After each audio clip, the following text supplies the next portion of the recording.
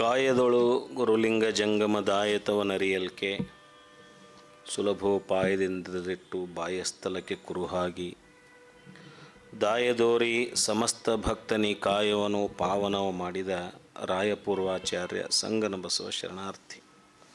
ಪ್ರಾತಸ್ಮರಣೀಯರಾದ ಬಸವಾದಿ ಶರಣರನ್ನು ಭಕ್ತಿಯಿಂದ ನೆನೆದುಕೊಂಡು ಪ್ರಪಂಚದಲ್ಲಿ ದಾರ್ಶನಿಕರಲ್ಲಿ ಭಕ್ತಿಯಿಂದ ವಂದಿಸಿ ಬಸವ ಸಮಿತಿ ಹಾಗೂ ಬಸವ ಕೇಂದ್ರದ ಎಲ್ಲ ಪದಾಧಿಕಾರಿಗಳಿಗೆ ಸದಸ್ಯರುಗಳಿಗೆ ನನ್ನ ಭಕ್ತಿಯ ಶರಣಾರ್ಥಿಗಳನ್ನು ಸಲ್ಲಿಸಿ ಇಲ್ಲಿ ನೆರೆದು ಬಂದಂತೆ ಎಲ್ಲ ಹಿರಿಯರಿಗೆ, ಮಾತೆಯರಿಗೆ, ಮುದ್ದು ಮಕ್ಕಳಿಗೆ ಹಾಗೂ ಆನ್ಲೈನ್ ಮುಖಾಂತರ ವೀಕ್ಷಣೆ ಮಾಡತಕ್ಕಂಥ ಎಲ್ಲ ಸಹೃದಯರಿಗೆ ನನ್ನ ಭಕ್ತಿಪೂರ್ವಕ ಅನಂತ ಶರಣಾರ್ಥಿಗಳು.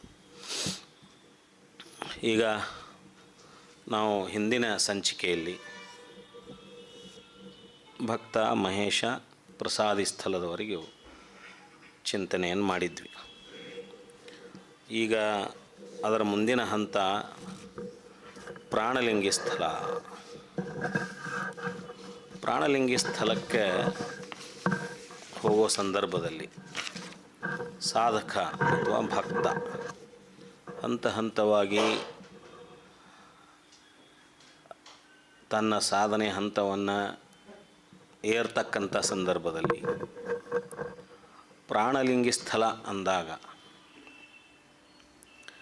ಈ ಭಕ್ತ ಅಥವಾ ಸಾಧಕ ಯಾವ ಸ್ಥಿತಿಯನ್ನು ಮುಟ್ಟಿರ್ತಾನೆ ಪ್ರಾಣಲಿಂಗಿ ಸ್ಥಳದಲ್ಲಿ ಅಥವಾ ಯಾವ ರೀತಿ ಇರ್ತಾನೆ. ಪ್ರಸಾದಿ ಸ್ಥಳದಲ್ಲಿ ನಾವು ನೋಡಿದ್ವಿ, ಪ್ರಪಂಚವೆಲ್ಲ ಆ ಭಗವಂತನ ಪ್ರಸಾದ ಅಂತ ಭಾವಿಸ್ಕೊಂಡು ನಾನು ಕೂಡ ಆ ಭಗವಂತನ ಪ್ರಸಾದವೇ ಅಂತ ಭಾವಿಸ್ಕೊಂಡು ನಾನಿಲ್ಲಿ ವ್ಯವಹರಿಸುವಾಗ ನಾನು ಏನನ್ನು ಸ್ವೀಕಾರ ಮಾಡ್ತೀನೋ ಅದೆಲ್ಲವೂ ಪ್ರಸಾದ ರೂಪದಲ್ಲಿ ನಾನು ಸ್ವೀಕಾರ ಮಾಡಬೇಕಂತಕ್ಕಂಥ ಮನೋಭಾವವನ್ನು ಇಟ್ಕೊಂಡು ಆತ ಭಾಳ ಅವಧಾನ ಭಕ್ತಿಯಿಂದ ಸಾವಧಾನವಾಗಿ ಜಾಗರೂಕನಾಗಿ ಶ್ರದ್ಧೆ, ನಿಷ್ಠೆ, ಅವಧಾನದೊಂದಿಗೆ ಅವು ಭಕ್ತಿ 6 ಪ್ರಕಾರವಾಗಿ ಮೊದಲು ಶ್ರದ್ಧಾಭಕ್ತಿಯಿಂದ ಭಕ್ತನಾಗಿ, ನಿಷ್ಠಾಭಕ್ತಿಯಿಂದ ಮಹೇಶನಾಗಿ, ಅವಧಾನ ಭಕ್ತಿಯಿಂದ ಪ್ರಸಾದಿಯಾಗಿ ಇಲ್ಲಿ ಬರೋದು ಅನುಭಾವ ಭಕ್ತಿ. ಇಲ್ಲಿ ಅನುಭಾವ ಭಕ್ತಿಯ ಜೊತೆಗೆ ಆದಿಶಕ್ತಿ ಒಡಗೂಡಿ, ಶಕ್ತಿ ಯಾವುದಿಲ್ಲ ಅಂದರೆ ಆದಿಶಕ್ತಿ ಮತ್ತು ಅನುಭಾವ ಭಕ್ತಿ ಸಮನ್ವಯಗೊಂಡಾಗ ಪ್ರಸಾದಿ ಸ್ಥಳಕ್ಕೆ ಹೋಗ್ತಾನೆ. ಭಕ್ತ ಪ್ರಸಾದಿ ಆಗ್ತಾನೆ. ಅದು ಭಕ್ತ ಪ್ರಾಣಲಿಂಗಿ ಸ್ಥಳಕ್ಕೆ ಹೋಗ್ತಾನೆ. ಪ್ರಾಣಲಿಂಗಿ ಸ್ಥಳದಲ್ಲಿ ಆತ ಭಕ್ತಿಯಿಂದ ಶ್ರದ್ಧೆ, ನಿಷ್ಠೆ, ಅವಧಾನ ಭಕ್ತಿಯಿಂದ ಮುಂದೆ ಹೋಗಿ ಆತ ಅನುಭಾವ ಭಕ್ತಿಯಿಂದ ಆದಿಶಕ್ತಿ ಜೊತೆಗೂಡಿ ಆತ ಪ್ರಾಣಲಿಂಗಿ ಸ್ಥಳಕ್ಕೆ ಹೋಗ್ತಾನೆ. ಇರಲಿ, ಪ್ರಥಮ 3 ಸ್ಥಳಗಳು ದ್ವೈತ ಭಾವದಲ್ಲಿ ಇರ್ತಾರೆ. ಇದು ಭಾಳ ಇಂಪಾರ್ಟೆಂಟ್. ಇಲ್ಲಿ ಈ ಪ್ರಾಣಲಿಂಗಿ ಸ್ಥಳದಲ್ಲಿ ಟ್ವಿಸ್ಟ್ ಸಿಗೋದು. 3 ಸ್ಥಳಗಳಲ್ಲಿ ದ್ವೈತ ಭಾವದಲ್ಲಿರ್ತೇವೆ. ಪೂಜಿಸುವ ಒಬ್ಬ, ಪೂಜಿಸಿಕೊಳ್ಳುವವನೊಬ್ಬನಾಗಿರ್ತಾನೆ. ಅದು ಭಕ್ತ ಸ್ಥಳದಲ್ಲಿ, ಮಹೇಶ ಸ್ಥಳದಲ್ಲಿ, ಪ್ರಸಾದಿ ಸ್ಥಳದಲ್ಲಿ ಪೂಜಕ ವಸ್ತು ಮತ್ತು ಪೂಜೆ ಮಾಡ್ತಕ್ಕಂಥ, ಪೂಜೆಗೊಳ್ಳಲ್ಪಡ್ತಕ್ಕಂಥ ಶಕ್ತಿ ಮತ್ತು ಪೂಜೆ ಮಾಡ್ತಕ್ಕಂಥ ಭಕ್ತ ಭಿನ್ನವಾಗಿ ಇಲ್ಲಿ ಇದ್ದುಕೊಂಡು ಅವುಗಳನ್ನು ಆರಾಧನೆ ಮಾಡ್ತಕ್ಕಂಥದ್ದು ಇಲ್ಲಿ ದ್ವೈತ ಸ್ಥಿತಿಯಲ್ಲಿ. ಶರಣರದು ಹೆಂಗಂದರೆ ದ್ವೈತದಿಂದ ಅದ್ವೈತಕ್ಕೆ ಹೋಗೋದು. ಅದ್ವೈತವನ್ನು ನೋಡೋದು ಅಹಂಕಾರಿಯಾದೆ ಅಂತ ಅಲ್ಲಮಪ್ರಭು ಹೇಳಿದಾಗ ಅದು ದ್ವೈತ ಭಾವದಲ್ಲಿ ಇದ್ದುಕೊಂಡು ಹೇಳೋದು ಅದು. ಆದರೆ ದ್ವೈತದಿಂದ 2 ಭಿನ್ನವಾಗಿ ಅಲ್ಲಿಂದ ಅದು ಭಿನ್ನ ಆಗಿ ಬಂದಾಗ ನಾನು ನೀನು ಅಂತಕ್ಕಂಥ ಭಾವ ಬಂದಾಗ ಸಮರಸಗೊಳ್ಳುವ ಸ್ಥಿತಿಯಲ್ಲಿ ಇಬ್ಬರಾಗೇ ಇರ್ತಾರೆ. ಸಮರಸಗೊಳ್ಳುವವರೆಗೂ ಇಬ್ಬರಾಗೇ ಇರ್ತಾರೆ. ದ್ವೈತ ಭಾವದಲ್ಲೇ ಇರ್ತೈತೆ. ಪ್ರಾಣಲಿಂಗಿ ಸ್ಥಳದಲ್ಲಿ ಅಲ್ಲಿ ನಾ ಬೇರೆ ಅಲ್ಲ, ನೀ ಬೇರೆ ಅಲ್ಲ ಅಂತಕ್ಕ ಸ್ಥಿತಿ ಬಂದಾಗ ಅದು ಅದ್ವೈತಕ್ಕೆ ಹೋಗುತ್ತೆ ಅಂತ. ಇದು ಭಾಳ ಇಲ್ಲಿ ಪ್ರಾಣಲಿಂಗಿಯ ಭಕ್ತಿಗೆ ನಾವು ಅನುಭವ ಭಕ್ತಿ ಅಂತ ಕರಿತೇವೆ. ಮಹೇಶನ ನಿಷ್ಠಾಭಕ್ತಿಯಿಂದ ತಾನೆಂಬ ಅಹಂಕಾರ ಕಳೆದುಕೊಂಡು, ಅಂದರೆ ಅಂಗಭಾವನ ಕಳ್ಕೊಂಡಿರ್ತಾರಲ್ಲಿ. ಅಹಂಕಾರ ಎಲ್ಲ ಸ್ಥಳದಲ್ಲಿನೂ ಕಡಿಮೆ ಹಾಕ್ಕೊಂತ ಬರ್ತಿರ್ತೈತಿ. ಅಹಂಕಾರ ಇದು ಅಂಗಭಾವ ಎಲ್ಲ ಸ್ಥಳದಲ್ಲಿನೂ ಕಳ್ಕೊತ ಬರಬೇಕಾಗಿರ್ತೈತಿ. ಅದು ಒಮ್ಮೆ ಕಳೆಯೋದಿಲ್ಲ. ಅದು ಎಲ್ಲ ಸ್ಥಳದಲ್ಲಿಯೂ ಅದು ನಿರಸನ ಹಾಕಿರ್ತೈತೆ. ಅಹಂಕಾರ ನಿರಸನ ಹಾಕಿರ್ತೈತಿ. ಪ್ರಸಾದಿ ಸ್ಥಳದಲ್ಲಿ ಬಂದಾಗ ಪ್ರಪಂಚವೆಲ್ಲ ಪರಮಾತ್ಮನ ಪ್ರಸಾದ, ನನ್ನದೆಂಬುದು ಏನೂ ಇಲ್ಲ. ಈ ಭಾವ, ಈ ಅರಿವನ್ನು ಪ್ರಸಾದಿ ಸ್ಥಳದಲ್ಲಿ ಆ ಸಾಧಕ ಪಡ್ಕೊಂಡು ತನ್ನ ಅಹಂಭಾವವನ್ನು ಮತ್ತೆ ಕಡಿಮೆ ಮಾಡ್ಕೋತಾನೆ. ಇವೆರಡಕ್ಕಿಂತಲೂ ಅತಿ ಹೆಚ್ಚು ಅಹಂ ನಿರಸನ ಆಗೋದು ಪ್ರಾಣಲಿಂಗಿ ಸ್ಥಳದಲ್ಲಿ. ಹಂತ ಹಂತವಾಗಿ ಅಹಂ ಕಡಿಮೆ ಆಗ್ತಾ ಬಂದಿರ್ತದೆ. ಅದು ಹಂತ ಹಂತವಾಗಿ ಅಹಂ ಕಡಿಮೆ ಆಗ್ತಾ ಬರೋದು. ಇವೆರಡು ಸ್ಥಳಕ್ಕಿಂತಲೂ ಹೆಚ್ಚಿನ ಭಾಗವಾಗಿ ಅಹಂ ನಷ್ಟ ಆಗೋದು ಪ್ರಾಣಲಿಂಗಿ ಸ್ಥಳದಲ್ಲಿ ಅಂತ ನಾವು ಹೇಳ್ತೇವೆ. ಅದು ಎದರ ಮೂಲಕ ಅಂದರೆ ಅದು ಅನುಭವ ಭಕ್ತಿಯ ಮೂಲಕ ಪ್ರಾಣಲಿಂಗಿ ಸ್ಥಳದಲ್ಲಿ ಅಹಂಕಾರದ ಸಂಪೂರ್ಣ ನಿರಸನಗೊಳ್ಳುತ್ತದೆ ಅಂತಕ್ಕಂಥದ್ದು. ಅನುಭವ ಅಂತಂದರೆ ಇದು ತುರ್ಯಾವಸ್ಥೆ ಅಂತ ಕರಿತೇವೆ ನಾವು. ಅಂದರೆ ಏನಿದು ಅನುಭವ ಸ್ಥಿತಿ ಅಂದರೆ ಏನು? ನಮಗೆ 3 ಸ್ಥಿತಿಗಳಿರ್ತಾವೆ: ಜಾಗೃತ, ಸ್ವಪ್ನ, ಸುಷುಪ್ತಿ. ಈ 3 ಸ್ಥಿತಿಯನ್ನು ಮೀರಿ ನಿಂತಂಥದ್ದು ಒಂದು ತುರ್ಯ ಸ್ಥಿತಿ ಅಂತ ಕರಿತೇವೆ ನಾವು. ಅದು ಅನುಭವ ಸ್ಥಿತಿ ಅಂತ ಕರಿತೇವೆ ನಾವು. ಜಾಗೃತದಲ್ಲಿ ಸಂಪೂರ್ಣ ಜಾಗೃತ ಇರ್ತೇವೆ. ಏನೆಲ್ಲ ನಡೀತಿರ್ತದೆ ಇಲ್ಲಿ ಇಂದ್ರಿಯಗಳಿಗೆ ಗೋಚರ ಆಗ್ತಿರ್ತದೆ. ಇಂದ್ರಿಯಗಳಿಗೆಲ್ಲವೂ ಗೋಚರ ಆಗ್ತದೆ. ಇಂದ್ರಿಯಗಳ ಮುಖಾಂತರ ಎಲ್ಲ ನೋಡ್ತೇವೆ, ಕೇಳ್ತೇವೆ, ಆನಂದಿಸ್ತೇವೆ. ವಿಷಯ ವಸ್ತುಗಳು ಬರ್ತಾವೆ.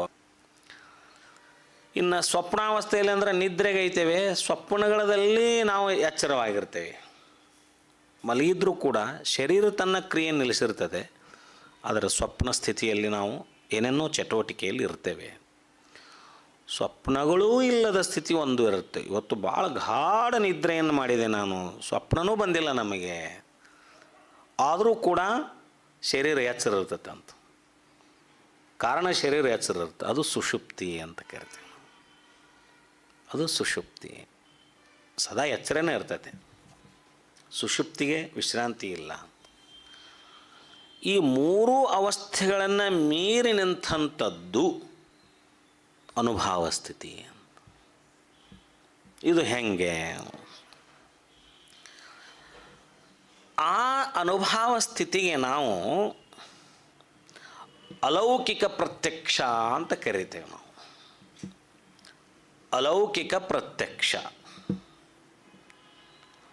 ಅಥವಾ ಅದಕ್ಕೆ ನಾವು ಅಪ್ರತ್ಯಕ್ಷ ಜ್ಞಾನ ಅಂತ ಕರಿತೇವೆ. ಅಲೌಕಿಕ ಪ್ರತ್ಯಕ್ಷ ಅಥವಾ ಜ್ಞಾನ ಆದರೂ ಅದು ಅಪ್ರತ್ಯಕ್ಷ ಜ್ಞಾನ. ನಮ್ಮ ಪ್ರತ್ಯಕ್ಷವಾಗದೇ ನಮಗೆ ಜ್ಞಾನ ಬಂದಿರ್ತದೆ. ನಮಗೆ ಗೋಚರವಾಗದೇ ಜ್ಞಾನ ಬಂದಿರ್ತದೆ. ಇದು ಪ್ರಾಣಲಿಂಗಿ ಸ್ಥಿತಿಯಲ್ಲಿ ನಡೀತಕ್ಕಂಥ ಕ್ರಿಯೆ. ಅದಕ್ಕೇ ನಾವು ಸಮಾಧಿ ಸ್ಥಿತಿ ಅಂತ ಕರಿತೇವೆ. ಸಮಾಧಿ ಸ್ಥಿತಿ, ಸಮಾಧಿ ಸ್ಥಿತಿ. ಇದಕ್ಕೇ ನಾವು ಅತೀಂದ್ರಿಯ, ಅತಿಭೌತಿಕ ಜ್ಞಾನ ಅಂತ ಕರಿತೇವೆ. ಸಮಾಧಿ ಸ್ಥಿತಿಯಲ್ಲಿರ್ತಕ್ಕಂತಹ ಒಬ್ಬ ಸಾಧಕ ಅತೀಂದ್ರಿಯ, ಇಂದ್ರಿಯಗಳಿಗೂ ಮೀರಿದಂತಹ ಜ್ಞಾನವನ್ನು, ಇಂದ್ರಿಯಗಳಿಗೂ ನಿಲುಕಲಾರದಂತಹ ಜ್ಞಾನವನ್ನು ಪಡೆಯುವಂಥ ಶಕ್ತಿಯನ್ನು, ಸಾಧನೆಯನ್ನು ಪ್ರಾಣಲಿಂಗಿ ಮಾಡಿಕೊಂಡಿರ್ತಾನೆ. ಇಲ್ಲಿ ಲೌಕಿಕ ಪ್ರತ್ಯಕ್ಷ ಅಂತ, ಲೌಕಿಕ ಪ್ರತ್ಯಕ್ಷದಲ್ಲಿ ನಮಗೆ ಅಲೌಕಿಕ ಪ್ರತ್ಯಕ್ಷ ಪ್ರಾಣಲಿಂಗಿ ಸ್ಥಳದಲ್ಲಿ ಆಗ್ತದೆ. ಪದಾರ್ಥಗಳು ಬರ್ತಾವೆ ನಮ್ಮ ಮುಂದೆ. ಆ ಪದಾರ್ಥಗಳಿಗೆ ಗುಣಗಳದಾವು, ವಾಸನೆ, ರೂಪ, ಹೌದಾ, ಮತ್ತು ರೂಪ, ರಸಗಂಧ, ಹೌದಾ, ಸ್ಪರ್ಶ, ಇವೆಲ್ಲ 5 ಗುಣಗಳದಾವೆ. ಅವುಗಳ ಮೂಲಕ ಸಂಪರ್ಕಕ್ಕೆ ಬಂದು ಅಲ್ಲಿ ಅಂತಃಕರಣಕ್ಕೆ ಅವು ಕನೆಕ್ಷನ್ ಕೊಡ್ತಾವೆ. ಅಂತಃಕರಣಗಳಂದ್ರೆ ಯಾವುವು? ನಮ್ಮ ಅಂತಃಕರಣಗಳಂದ್ರೆ ಮನಸ್ಸು, ಬುದ್ಧಿ, ಅಹಂಕಾರ. ಎಲ್ಲಿಂದ ಎಲ್ಲಿ ಕನೆಕ್ಷನ್ ಬರ್ತಾವೆ ನೋಡ್ರಿ. ಪದಾರ್ಥಗಳು, ವಸ್ತುಗಳು ಬಂದು ವಸ್ತುಗಳ ಮುಖಾಂತರ ವಸ್ತುಗಳ ಗುಣಗಳನ್ನು ಜ್ಞಾನೇಂದ್ರಿಯಗಳು ಹೀರ್ಕೋತಾವು. ಈಗ ಒಂದು ಯಾವುದೋ ಹೂವು ನೋಡಿದ್ವಿ ಅಂತೇಳಿರಿ, ಒಂದು ಹೂವಿನ ವಾಸನೆ ನಮಗೆ ಬಂತಂತೇಳಿರಿ. ಆ ವಾಸನೆಯನ್ನು ಮನಸ್ಸು ಕೇಂದ್ರೀಕೃತ ಮಾಡ್ತತಿ. ಕೇಂದ್ರೀಕೃತ ಮಾಡಿ ಮನಸ್ಸು, ಆ ಬುದ್ಧಿ ಅದಕ್ಕೆ ಆ ವಾಸನೆ ಕೇಂದ್ರೀಕೃತ ಆದಮೇಲೆ ಅದು ಇದು ಇಂಥದ್ದೇ ಹೂವು ಅಂತಕ್ಕಂಥ ಒಂದು ನಿರ್ಣಯಕ್ಕೆ ಬುದ್ಧಿ ಬರ್ತದೆ. ಬುದ್ಧಿಗೆ ಇಂಥದ್ದೇ ಹೂವು, ಇಂಥ ಹೂವಿನ ವಾಸನೆ ಅನ್ನುವಂಥ ಒಂದು ಗ್ರಹಿಕೆ ಬುದ್ಧಿಗೆ ಆಗ್ತದಲ್ಲ. ಈ 3 ಹಂತದಲ್ಲಿ ವಸ್ತುಗಳನ್ನ ಗುಣಗಳನ್ನು ಇಂದ್ರಿಯ ಮುಖಾಂತರ ಆಶ್ವಾಸನೆ ಮಾಡಿ ಅದನ್ನು ಅಂತಃಕರಣಗಳಿಗೆ ಕಳಿಸಿ, ಮನಸ್ಸು ಬುದ್ಧಿ ಅಹಂಕಾರಕ್ಕೆ ಕಳಿಸಿ ಅವುಗಳ ಮೂಲಕ ಆತ್ಮಕ್ಕೆ ಅದನ್ನು ಆತ್ಮಚೈತನ್ಯಕ್ಕೆ ನಾವು ಕೊಟ್ಟಾಗ ಅದು ಆತ್ಮದ ಒಂದು ಭಾಗವಾಗಿ ನಿಲ್ತದೆ. ಅದು ಕನೆಕ್ಷನ್ ಒಂದರಿಂದ ಬರುತ್ತೆ. ಸದಾ ನಡೀತಕ್ಕಂಥ ಪ್ರಕ್ರಿಯೆ ಇದು. ಇವೇನದಾವಲ್ಲ ಇವು ವಸ್ತುಗಳು, ಆತ್ಮದ ಕನೆಕ್ಷನ್ ಇದ್ದಾಗ ಮಾತ್ರ. ಇವುಗಳ ಮೂಲ ರೂಪ ಏನು? ವಸ್ತುಗಳು, ಜ್ಞಾನೇಂದ್ರಿಯಗಳು, ಅಂತಃಕರಣಗಳು, ಇವೆಲ್ಲ ಜಡಶಕ್ತಿಯ ರೂಪಗಳಿವು. ಇವು ಜಡ, ಇವು ಶರೀರನೇ ಜಡ. ಇದು ಜಡಶಕ್ತಿಯ ರೂಪ ದೇಹದಲ್ಲಿ ಅಂತರ್ಗತ ಆಗಿರ್ತಕ್ಕಂಥ ಈ ಗುಣಗಳದಾವಲ್ಲ, ಜ್ಞಾನೇಂದ್ರಿಯಗಳು, ಕಣ್ಣು, ಇವೆಲ್ಲ ದೇಹಗತವಾಗಿರ್ತಕ್ಕಂಥದ್ದು. ಅಂತರಂಗದಲ್ಲಿರ್ತಕ್ಕಂಥ ಅಂತಃಕರಣಗಳು ದೇಹದ ಅಂಗಗಳೇ ಅವು, ಅಂತರಂಗದ ಅಂಗಗಳೇ ಅವು. ಬುದ್ಧಿ, ಮನಸ್ಸು, ಚಿತ್ತು, ಅಹಂಕಾರ, ಇವೆಲ್ಲ ದೇಹದ ಅಂತರಂಗದ ಅಂಗಗಳೇ ಅವು. ಇವು ಜಡಶಕ್ತಿಯ ರೂಪಗಳಿವು. ಯಾಕೆ ಜಡಶಕ್ತಿಯ ರೂಪಗಳಂತೇವೆ ಅಂದರೆ ಇವು ಜಡ. ಯಾಕಂದರೆ ಆತ್ಮ ಚೈತನ್ಯದ ಕನೆಕ್ಷನ್ ಇದ್ದಾಗ ಮಾತ್ರ ಇವು ಕೆಲಸ ಮಾಡ್ತಾವೆ.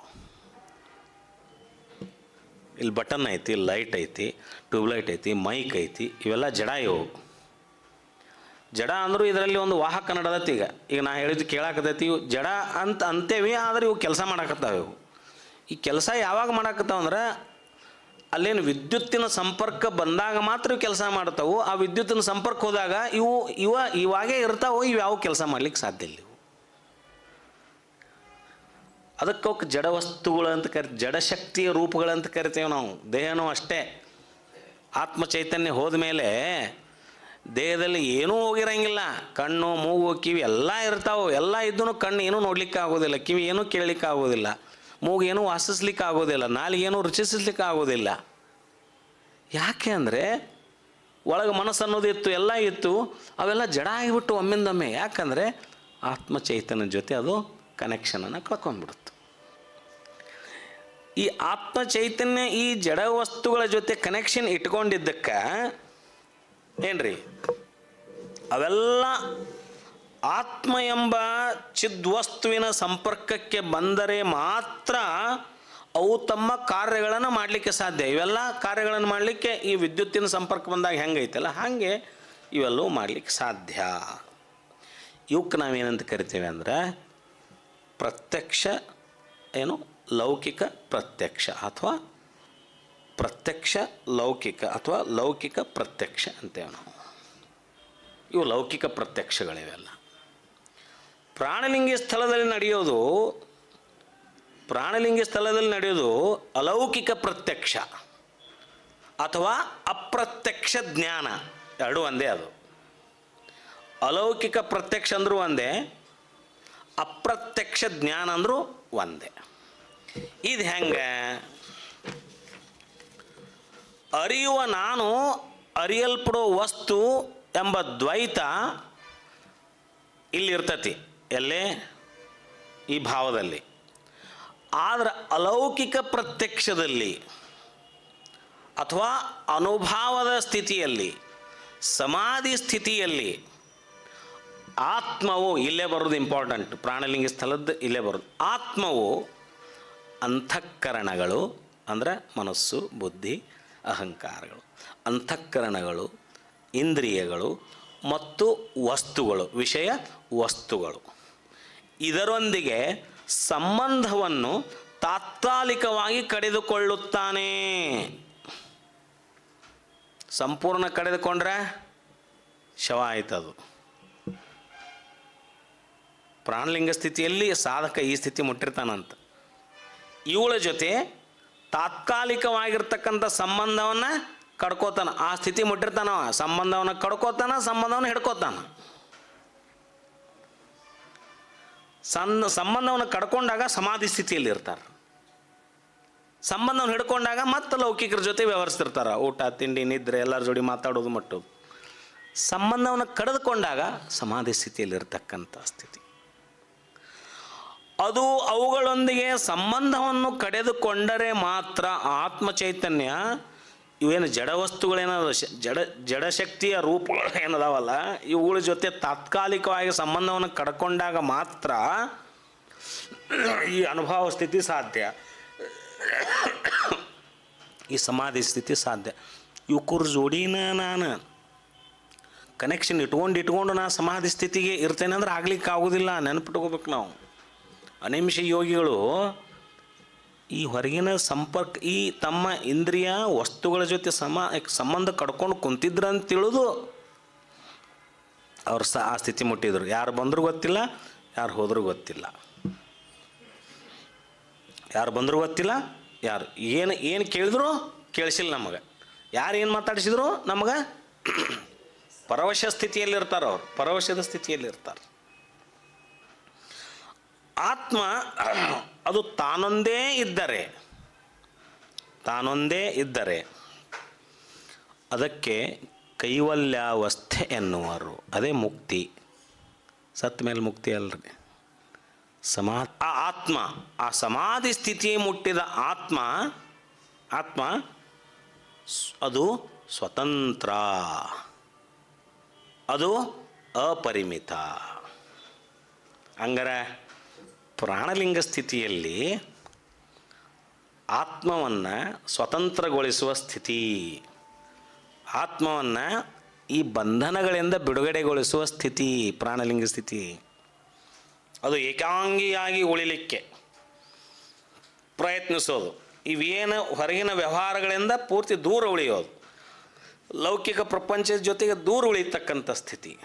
ಏನು ನಡೆದರೂ ಏನೋ ಸಂಬಂಧ ಇಲ್ಲದ ರೀತಿಯಲ್ಲಿ ಅದು ಯಾವುದೂ ಆತ್ಮಕ್ಕೆ ತಾಕಲಾರದನೆ. ಶಬ್ದ ಕೇಳಿದಾಗ ಏನೂ ಅನಿಸೋದಿಲ್ಲ, ಒಳ್ಳೆಯದು ಕೇಳಿದಾಗ ಏನು ಅನ್ಸಂಗಿಲ್ಲ. ಮಾನಾಪಮಾನ ನಿಮ್ಮದೈ ಅಂದಾಗ ನನ್ನ ಒಳ್ಳೇದು ಹೊಗಳಿದ್ರು ನನ್ನ ಕಿವಿಗೆ ಮುಟ್ಟೋದಿಲ್ಲ, ನಾನು ತಗಳಿದ್ರು ಕಿವಿ ಮುಟ್ಟೋದಿಲ್ಲ. ನಾ ಏನು ಉಂಡ್ರೂ ಅದು ರುಚಿ ಅಂತ ಇರೋದಿಲ್ಲ, ರುಚಿ ಕಳ್ಕೊಂಡಿರ್ತೈತೆ ಅದು. ಇದು ಖಾರ ಅಂತೂ ಅನ್ಸಂಗಿಲ್ಲ, ಅದು ಉಪ್ಪು ಅಂತೂ ಅನ್ಸಂಗಿಲ್ಲ. ಇವೆಲ್ಲ ಸ್ಥಿತಿಯನ್ನು ಮೀರಿದ ಸ್ಥಿತಿ ಅದು ಪ್ರಾಣಲಿಂಗಿ ಸ್ಥಳದಲ್ಲಿ ಇರ್ತಕ್ಕಂಥ. ಅದಕ್ಕೆ ಶಿವಯೋಗಿಗಳು ತಮ್ಮ ಎಡಿಬಟ್ಟಲದಲ್ಲಿ ಏನು ಎಡಿ ಮಾಡಿದ್ರು ಸುಮ್ಮ ತೊಗೊತಿದ್ರು ಅವರು. ಯಾಕಂದ್ರೆ ಇದು ಬೇಡ, ಇದು ಉಪ್ಪು ಐತಿ, ಇದು ಖಾರ ಐತಿ, ಇದು ಹಂಗೈತಿ, ಇದು ಹಿಂಗೈತಿ ಅಂತ ಕೇಳ್ತಿದ್ದಿಲ್ಲ ಅವರು. ಆ ಸ್ಥಿತಿಯಲ್ಲಿ ಇದ್ದಂಥವ್ರು ಅವರು, ಆ ಸ್ಥಿತಿಯಲ್ಲಿ ಇದ್ದಂಥವ್ರು. ಇಂತಹ ಅಪರಿಮಿತ ಸ್ವತಂತ್ರ ಆತ್ಮವನ್ನೇ ಉಪನಿಷತ್ಕಾರರು ಪರಬ್ರಹ್ಮನ್, ಪರವಸ್ತು, ಪರಜ್ಞಾನ ಎಂದು ಕರೆದ್ರು ಅವರು. ಶರಣರು ಏನಂತ ಕರೆದ್ರು ಅದನ್ನು? ಸ್ವತಂತ್ರ ಸ್ಥಿತಿಯಲ್ಲಿರ್ತಕ್ಕಂಥ ಆತ್ಮವನ್ನು ಶರಣರು ಏನು ಕರೆದ್ರು? ಲಿಂಗ, ಮಹಾಲಿಂಗ, ಪರವಸ್ತು, ಶೂನ್ಯ, ಅರಿವು, ಬಯಲು, ಜ್ಯೋತಿರ್ಲಿಂಗ ಮುಂತಾದ ಹೆಸರಿಂದ ಕರೆದ್ರು. ಒಳಗಿನ ಆತ್ಮ ಎಲ್ಲ ವಿಷಯ ವಸ್ತುಗಳು, ಇಂದ್ರಿಯಗಳು, ಅಂತಃಕರಣಗಳಿಂದ ತನ್ನ ಸಂಬಂಧವನ್ನು ಕಡಿದುಕೊಂಡು ಸ್ವತಂತ್ರವಾಗಿ ಅಪರಿಮಿತವಾಗಿ ನಿಂತಹ ಸ್ಥಿತಿಯಲ್ಲಿ ಇದ್ದಾಗ ಅದಕ್ಕೆ ಶೂನ್ಯ ಅಂತ ಕರೆದ್ವಿ, ಅದಕ್ಕೆ ಅರಿವು ಅಂತ ಕರೆದ್ವಿ, ಅದಕ್ಕೆ ಪರವಸ್ತು ಅಂತ ಕರೆದ್ವಿ. ಸಂಬಂಧಗಳು ಇಟ್ಕೊಂಡಂಥ ಆತ್ಮಕ್ಕೆ ಜೀವಾತ್ಮ ಅಂತ ಕರೆದ್ವಿ. ಈ ಪರವಸ್ತು ಅಥವಾ ಬಯಲು ಯಾವ ಇಂದ್ರಿಯಗಳಿಗಾಗಲಿ ಅಂತಃಕರಣಿಗಾಗಲಿ ಸಿಕ್ಕಿಲ್ಲವಾದುದರಿಂದ, ಇಂದ್ರಿಯಗಳಿಗೆ ಅಂತಃಕರಣಗಳಿಗೆ ಸಿಕ್ಕಿಲ್ಲವಾದುದರಿಂದ ಅದನ್ನು ಅತೀಂದ್ರಿಯ ಅತಿಭೌತಿಕ ಜ್ಞಾನವೆಂದು ಕರೆಯುತ್ತಾರೆ. ಈ ಸಮಾಧಿ ಸ್ಥಿತಿ ಒಂದು ರೀತಿಯಲ್ಲಿ ಸುಷುಪ್ತಿ ಸ್ಥಿತಿ. ಸಮಾಧಿ ಸ್ಥಿತಿ ಹೇಳಿದ್ವಿ, ಸಮಾಧಿ ಮತ್ತು ಅನುಭವ ಈ ಮೂರು ಸ್ಥಿತಿಯನ್ನು ಮೀರಿದ್ದು. ಆದರೆ ಅದನ್ನು ತಿಳ್ಕೋಬೇಕಾಗಿತ್ತು. ಅದು ಹೆಂಗಂತ ತಿಳ್ಕೊಬೇಕಾಗಿತ್ತು ಅಂದರೆ ಏನು ಹೋಲಿಕೆ ಕೊಡ್ಬೋದು ಅಂದರೆ ಸುಷುಪ್ತಿ ಸ್ಥಿತಿಯಲ್ಲಿ ಇದ್ದ ಹಾಗೆ ಸಮಾಧಿ ಸ್ಥಿತಿಯಲ್ಲಿದ್ದಾಗ ಅನ್ನಿಸ್ತದೆ. ಹೆಂಗಾರೆ ಉದಾಹರಣೆ ಏನು ಅಂದರೆ ನಿದ್ರೆಯಲ್ಲಿದ್ದಂಥ ವ್ಯಕ್ತಿ ಕನಸು ಬಿದ್ದಿಲ್ಲ, ಏನೂ ಬಿದ್ದಿಲ್ಲ, ಎಚ್ಚರ ಆದಮೇಲೆ ಆತ ಹೇಳ್ತಾನೆ, ನಾನು ಭಾಳ ಗಾಢವಾದ ನಿದ್ರೆಯಲ್ಲಿ ಇದ್ದೆ ಅಂತ ಹೇಳ್ತಾನೆ. ಆದರೆ ನಿದ್ರೆ ಮಾಡುವಾಗ ಅದನ್ನು ಅವನಿಗೆ ಹೇಳಲಿಕ್ಕೆ ಆಗೋದಿಲ್ಲ.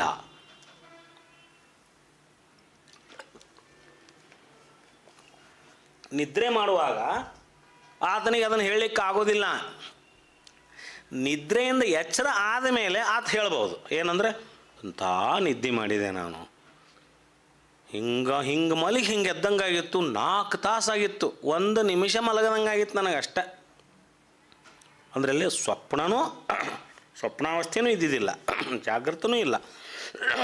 ಒಮ್ಮೆ ಸುಷುಪ್ತಿಯಲ್ಲಿದ್ದಾಗ ಈ ಸಮಾಧಿ ಸ್ಥಿತಿ ಈ 3 ಸ್ಥಿತಿಯನ್ನು ಮೀರಿದ್ದೈತಿ. ಆದರೆ ತಿಳ್ಕೋಬೇಕಾಗಿತ್ತ ಸುಷುಪ್ತಿ ಸ್ಥಿತಿಗೆ ಹೋಲಿಸ್ಬೋದು ಇದನ್ನು. ಏನಂದರೆ ಸಮಾಧಿ ಸ್ಥಿತಿಯಲ್ಲಿದ್ದಂತಹ ಸಾಧಕ ಆ ಪರವಸ್ತುವಿನ ಜೊತೆಗೆ ತಾನು ಸೇರುವಾಗ ಆ ಪರವಸ್ತುವಿನ ಜೊತೆ ಸೇರಾಕತೀನಿ ಅಂತ ಅನುಭವ ಆಗ್ತದೆ. ನಿದ್ರೆ ಹತ್ತುವಾಗ ನಾನು ನಿದ್ರೆ ಹತ್ತಾಕತೈತಿ ಅನ್ನೋ ಅನುಭವ ಆಗ್ತದೆ ನಮಗೆ. ನಿದ್ರೆ ಹತ್ತಿದ ಮೇಲೆ ನಿದ್ರೆ ಮಾಡಾಕ್ತೇನೆ ಅನ್ನೋ ಅನುಭವ ಇರೋದಿಲ್ಲ. ಆ ಸಮಾಧಿ ಸ್ಥಿತಿ ಸೇರಿದ ಮೇಲೆ ಮುಂದೆ ಆ ಸ್ಥಿತಿಯಿಂದ ಹೊರಗೆ ಬಂದ ಮೇಲೆ ಮಾತ್ರ ನಾವು ಹೇಳಬಹುದು, ಏನಂದರೆ ನಾನು ಆ ಪರವಸ್ತುವಿನ ಜೊತೆ ಸಮರಸವಾಗಿದ್ದೆ ಅಂತ ಹೇಳಬಹುದು ವಿನಃ ಆ ಸಮಾಧಿ ಸ್ಥಿತಿಯಲ್ಲಿದ್ದಾಗ ಹೇಳಲಿಕ್ಕೆ ಆತನಿಗೆ ಆಗೋದಿಲ್ಲ. ತನ್ನ ಆತ್ಮ ಪರಮಾತ್ಮನಲ್ಲಿ ಒಂದಾಗುವ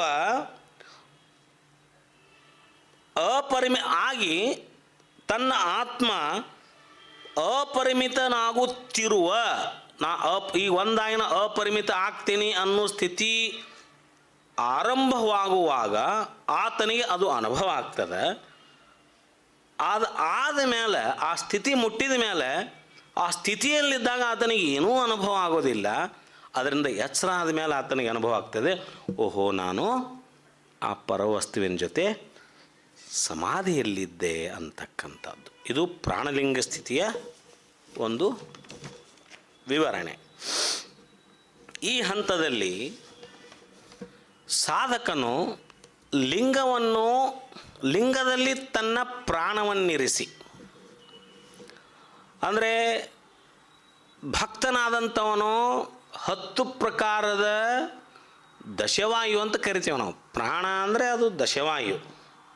ಕರ್ಣಸಿಗೆಯಲ್ಲಿ ಚನ್ನಬಸವಣ್ಣವರು ಬಿಡಿಸಿ ಹೇಳ್ತಾರೆ ಅದನ್ನು. ವಿಜ್ಞಾನದಲ್ಲಿ ನಾವು ಈ ಪ್ರಾಣವನ್ನು 2 ಹೇಳ್ತೇವೆ ಭಾಳ ಅಂದ್ರೆ. ಒಂದು ಆಮ್ಲಜನಕವನ್ನು ಹೇಳ್ಬೋದು, ಇನ್ನೊಂದು ಇಂಗಾಲದ ಡೈಆಕ್ಸೈಡ್ ಅಂತ ಹೇಳ್ಬೋದು. ಒಂದು ಶುದ್ಧವಾದ ಪ್ರಾಣವಾಯು, ಇನ್ನೊಂದು ಅಶುದ್ಧವಾಗಿರ್ತಕ್ಕಂಥ ಪ್ರಾಣವಾಯು. ಅಶುದ್ಧವಾದ ಪ್ರಾಣವಾಯುವನ್ನು ಗಿಡ ಮರಗಳು ತಗೊಂಡು ಅವು ತಾವು ಬದುಕಿ ಆಮೇಲೆ ಶುದ್ಧವಾದ ಪ್ರಾಣವಾಯುವನ್ನು ಹೊರಗೆ ಬಿಡ್ತಾವನ್ನುವಂಥ 2 ಪ್ರಕಾರದ ವಾಯುವನ್ನು ನಾವು ನೋಡ್ಕೋತೇವೆ.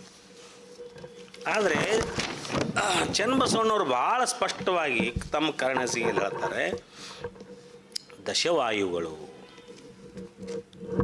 ಪ್ರಾಣವಾಯು, ಅದರಲ್ಲಿ ವಿವರ ಭಾಳ ಹೇಳ್ಯಾರ, ನಾವು ವಿವರಕ್ಕೆ ಹೋಗೋದಿಲ್ಲ. ಪ್ರಾಣವಾಯು, ಈ ದಶವಾಯುಗಳ ಬಣ್ಣ, ದಶವಾಯುಗಳ ಶರೀರದಲ್ಲಿ ಅವುಗಳ ಸ್ಥಾನ, ದಶವಾಯುಗಳ ಶರೀರದಲ್ಲಿನ ಕ್ರಿಯೆ, ಮೂರನ್ನೂ ಅವರು ಭಾಳ ನೀಟಾಗಿ ಹೇಳಿದ್ದಾರೆ. ಅದನ್ನು ಸ್ಪಷ್ಟವಾಗಿ ವಿವರವಾಗಿ ಹೋಗೋದಿಲ್ಲ.